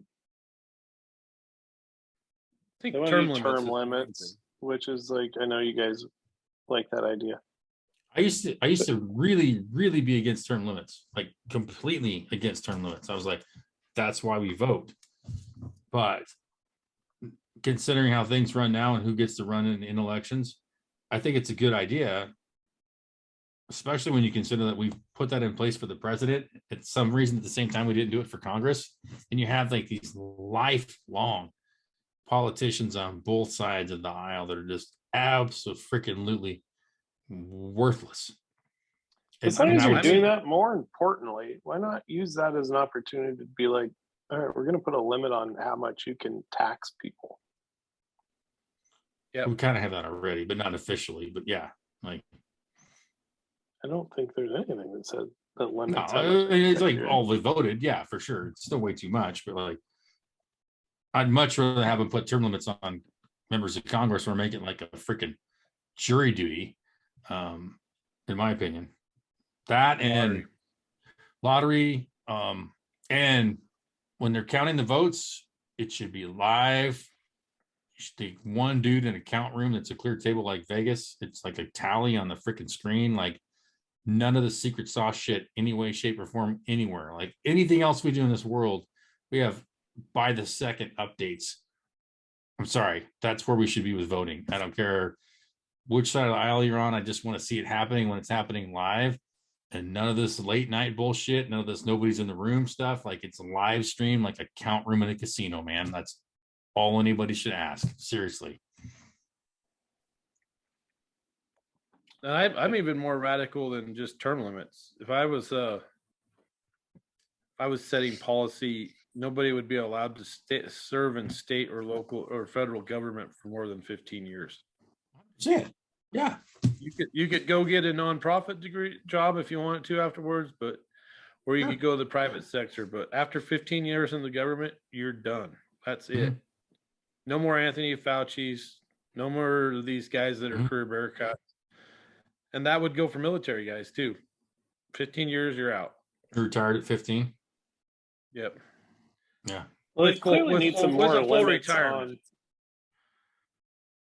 I also need more limits on these emergency authorizations where it gives completely the power abused. Yeah. of a fucking king. Highly abused lately. Which yes. I don't think anybody realized how easily they could do that. But So also people didn't revisiting. realize how easily they didn't have to follow him. Yes, there's that also, Richard. The problem is that how can I state this without pissing everybody off? Yeah, fuck them. No, Michael Malice has a good point, and he says that law enforcement by its very nature is totalitarianism, and that's one of the biggest weaknesses in our democracy and republic is that law enforcement goes along with some of this stupid crap and mindlessly goes like, no offense to New York, but those guys that were checking those people for COVID tests and arresting them, they should all be arrested. I mean, that is not a law enforcement person's job. No, should not at be all. Health and like physical violence, that kind of stuff, like domestic abuse, dealing drugs to kids, knocking over private businesses, all should be concerns of the cops. But enforcing politicians' stupid rules, no, and you can see it in rural America. Most of the sheriffs and most of the deputies said, Mhm. "Yeah, we're not doing that." Yeah, that's not our For job. some man. reason, when you get in the urban area, you got those wackadoos that want to fall into line and they want to impress their their climbers in the system or something, and they'll actually step on people's freedoms in order to advance their selves. And that's not That's the the kind of people problem. you want in law. Nope. That's not the kind of people you want in law enforcement. So Not at all. Yeah. And then last thing I'll say is on top of that, you got to rein in the federal powers a little bit. So I think, is it the DHS is creating another branch to investigate domestic terrorism? Just saw that today. Yeah, I didn't read think it yet. we know what that yeah. means. Yes. And once they, and then like everybody else says, once they start that, it's not gonna. But you can defund it. Not That's gonna be one like, thing. okay, we're done you with can, this. you can defund it. The chances of getting rid of it, like officially, are pretty slim. But you cannot fund it anymore. That's one of the great government tricks and secrets of all this idiocy. Is like, yeah, it's still in the books, but we just don't spend money on it anymore, so it doesn't really exist. But yeah, it makes your hair stand up to think about that. And like, how does that happen? Like, just randomly they decide we should create it? Like, nobody voted on that? Nobody decided that's a good idea? That's like some dude somewhere or some chick in the building's like, here's what we need to do. And it just happens? Like, how is that possible? Even on a local level. What? I think it was Kavanaugh that was questioning him about like he was asking that same question. He was like, how do you pull this back? You know they're not going to give it back. I can't remember what he was saying exactly.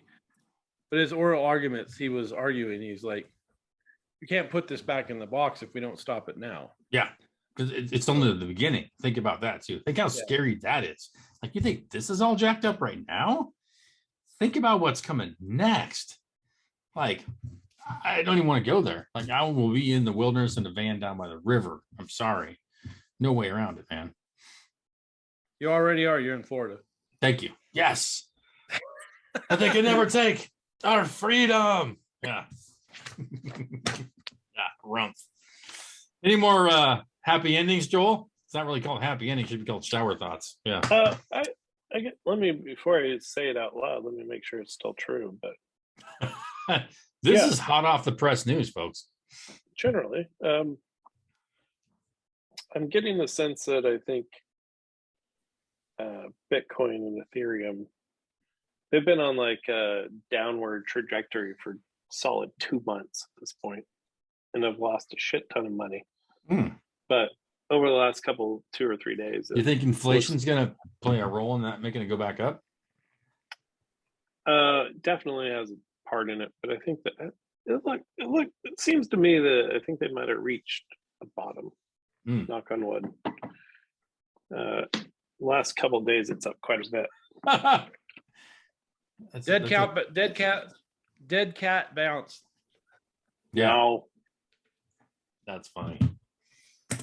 Funny, I think we'll go on like a bit of a tear for a while. I don't think we're ready yet for a massive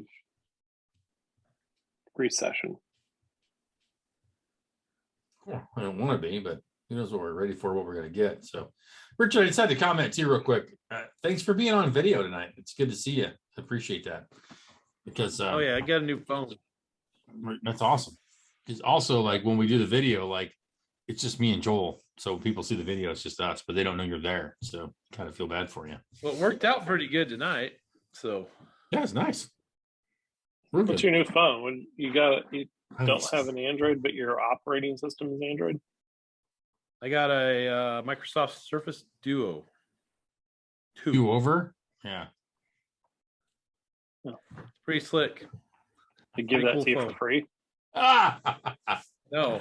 No, they paid it's more like a computer than it is a phone. No, show it to us. Huh? Yeah. Well, it's not that fancy then. Yeah, I can't even take a selfie. What the hell? Oh, whatever makes you happy. It's super productive. Yeah. So you're just gonna be the. I don't even want to know what you're going on with your screensaver there, Joel. Yeah, that's fine. It's a bear. I know, obviously. Yeah. Rich is just gonna be the dude that's the green conversation for forever. So it's all right. You and Pollo. Yeah. I think that I might actually. I think that I might be a little bit ahead of the curve. So good. Whatever you have to tell yourself to sleep at night. Yeah, it's usually about rainbow forts and unicorns, so it's okay. Yeah. So they are. Did you hear that they're pressuring Apple to break down that part of the texting? What do you mean? They're pressuring Apple to make texting uniform across all platforms. Oh, like iMessage standard, basically. Yeah, so you can always text across the internet, basically. That's the huge difference. So there's no more blue or green. There's just everybody has the same texting. Racist. Yes, it is. Yeah. So, anyways, it's a real pain in the ass. How are you going to be able to know that you're better than other people? Yeah, I mean, I have my own sense of superiority. And my Apple Watch tells me every morning, but it's still, I need reinforcement. I'm sorry. So it's just such a pain in the ass. You have multiple people on one text chain, and most of them are Apple. So you can, like, if you have bad coverage, or you can just run it over, like you can send a large video, you can send whatever you want because it goes over Wi-Fi. Then there's that one a-hole on your text. It's green. So you have to like walk outside, or like send it later, or send it separately, or just don't send it at all because they can't freaking get it. Yeah. Like it happens. Like McDave was at the Raiders game last weekend. So McDave's at the Raiders game. So he's sending stuff to me and Pollo. Pollo basically has a freaking tin can with the piece of string to it for a cell phone. So like when McDave would send a video, it would take forever to come through. And then it would look like it was like like a 1985 pixelated movie. It was just absolute dog shit. If you send it just to me, iPhone to iPhone, it's awesome. It's like HD, 4K, runs great. But if you had Beavis on the same freaking message, it was absolute shite. I was like, just send it to him separately, man. I can't even see that crap. So sorry to overrun you. You were saying. Here's my question is, Michael or Apple doesn't have a next. So that's what I'm interested in, is what is the next thing? The Androids are evolving quicker and faster than the Apples are. But they still haven't even caught up to them. So what's the point? I don't know.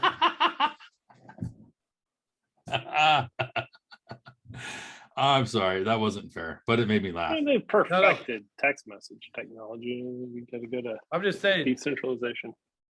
Phones are starting to look a lot different than your standard iPhone. I mean, they're changing, and the iPhone doesn't seem to be changing it, and there doesn't seem to be any signal from Apple that they're evolving their phone at all. What are they turning into? That was my quirky comment that, like, yeah, Android's still evolving. It hasn't even caught up to iPhone yet. So keep evolving, and then when we all get together, then we might move on to the next phase. No, that's the software side of it. The hardware's evolving quickly. What do you want it to be? I'm all for the next iteration. I mean, I looked at the Samsung like foldy thing. I'm like, well, that's kind of neat, but I don't care about that. So whatever. I got a phone that can access my computer completely. Yeah, well, that's fine. I have Dropbox on mine. I mean, it's pretty close, but I don't, like, you have a virtual like desktop. Is that important? Yeah, basically, yeah. Cool. So, I mean, that's why I have Dropbox, because that's where all my files are on Dropbox on either one, so I can do the same thing. I mean, I don't know if you want to look at your like home screen, I guess, but like all my files are on Dropbox, so it doesn't matter. So when my screen's completely deployed, it's 6 inches. You heard it here first, folks. Yeah. No, I'm just saying. Well, I mean, I actually went back. Like, this is a 12 plus, or no, this is just a 12. I had like an 11 plus. It was like it was getting like the ghetto box style. I went back to a slightly smaller phone, so it fits in your freaking pocket easier. Like it's actually, I went down in phone size when I got the 12 because it was just getting ridiculous again. So for the 7 Plus was like this big. And then like I had like the 11 Pro Plus last time, and it was too big anyway. So I'm like, I want a smaller phone. I just want a freaking phone. I don't need to see everything on here. I have an iPad, I have a watch, I have a Mac. I'm okay. So I got the 12, like in like mostly normal size. Yeah. But if you need a 6-inch screen to look at your desktop, freaking rock on, man. No, I'm saying, yeah, you'd have to see my phone to see how it's just that different. So, what's it called again? Microsoft's Duo 2. Duo 2 by Microsoft. Coolio. I guess I probably shouldn't Google a Microsoft product, but I'll look it up anyways. Yeah. Anyways, go ahead. What's your best thing of the week? Actually, Joel's going to come down and hang out for a few days and get some Florida time and just do some chilling like Bob Dylan. Yeah. What's the next big update? You got some musical stuff planned? Actually, I don't know if anybody's playing or not. We're going to play some golf. Already looked at music. Yeah. Nothing. Nothing, No big acts. We didn't plan well around that. We're just going to make our own. Yeah. Grangeville doesn't have like a kick-ass live country bar that plays every weekend? It's got some country bars, but they're okay. So you basically have like 2 iPads duct taped together. Is that what you have? Yeah. The Duo 2, so it's like 2 screens. Cool, man. Hey. What's Grange? Is that the town you're in, Mike? Gainesville. Yeah. You don't live in Gainesville, though, right? Yeah, I do. Oh, you do? Yeah. Yeah. I thought you lived in a small town outside of Gainesville. I used to. When I first got here, I was crashing at a buddy's place out in High Springs, but I live in Gainesville. I have a Gainesville address. Yeah. I want to go to a country bar. What's that? I want to go to a country bar. Oh, that's what I'd like to see. We'll figure something out for you then. Yeah. And when Hendrix came down, we went to one. It's called like Knockin' Boots or something. That's where we went and watched the concert at downtown. So there's a whole shit ton of bars down. Like it's all college downtown, like restaurants and bars is all it is. So you can just go wander around. Adult bars. Yeah, they're on this end of town. They're on the east end of town, and all the idiot frat bars are on the other end of town. So yeah, it's pretty. There's a nice bifurcation. Knockin' Boots is like almost in the middle, but slightly towards the adult side. So yeah, that's good. How many people live there? I don't know. I don't know what the population is. I can tell you in a minute, I'm sure. But yeah, it's a good sized college. 70,000 is my guess. I think it's a bit more. Guess, Richard? I was thinking a little bigger than Bend. I think it's let's see. Smaller than Reno, I bet. Yeah, probably so. Where the hell's the damn? Which is a good sized city. Gainesville, in the county seat of Alachua County, is the largest city in north central Florida. That's a pretty specific comment, with a population of 141,000 in 2020. So the principal city of the Gainesville metropolitan, and it is the principal city of the Gainesville metropolitan area, which has a population of 340,000 in 2020. So it's home to the University of Florida, the 4th largest public university campus by enrollment in the United States as of the 2021 academic year. So there you go. Yeah. Harumph. Yes. The tree canopy is both dense and species rich. So there you go. Yes. I'm gonna try another clubhouse. Probably. Sunday. Give us some warning next time, will you? Yeah. Yeah. So this is the warning. Probably gonna be Sunday, 6:00-ish Pacific Standard Time. We'll see if we can get a reacher conversation going. That'll be good. I was like, I had to re-download the app and a whole bunch of shit, and then it wasn't. Yeah, I was like, whatever. I'm out of here. So yeah. Here's one of the bad things about being an Android. I think that it was Clubhouse was on Apple when it was awesome, and there was people doing like really cool talks, and then it sort of got co-opted by a bunch of like porn. Normally happens on the internet, porn and like beef videos and all sorts of. Or anyway, so I think I might have having an Android. I might have missed the best of Clubhouse, but I'm gonna give it another try. That's cool. Yeah, we'll try to jump in. Yeah, like that's one annoying thing about Apple. Like if you don't use an app for a little while, like you have to re-download it on your phone. Have you noticed that, Joel? No, mine does it anyways. Like I hadn't used Clubhouse in for I don't know how long. So I was like, oh, what's going on here? Oh, re-download. Then they like go to that. It's pretty quick, but you still got to do it. Then you're like, oh no, now that's why I get all these notifications again. So thanks for bringing it back to life. But cool, yeah. So pay attention, reachers. If you're on Clubhouse, we'll probably try to do something on there on Sunday around 6:00 Pacific, 9:00 Eastern, which is kind of when we go live here on this as well. So keep your ears open there, Enos. Yeah.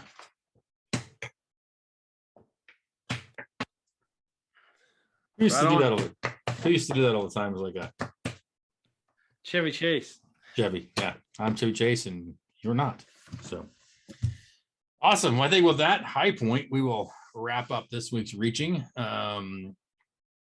Thanks again to everybody for all your support, all the questions, the comments. Thanks again to B&K for your support. Again, you can find us on YouTube, Facebook Live right now. We're obviously on the local or notable podcast locations such as iTunes, Spotify, iHeart, etc. So there's no reason really not to know where we're at. So please make sure to like, subscribe, share, talk, good, bad.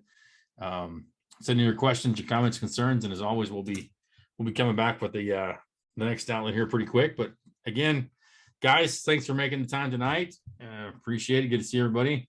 And thanks to all the reachers for keeping on. And as always, just keep on reaching. And we're going to lock this one up without high point. How's that sound? Good. Outstanding. Well, unanimous.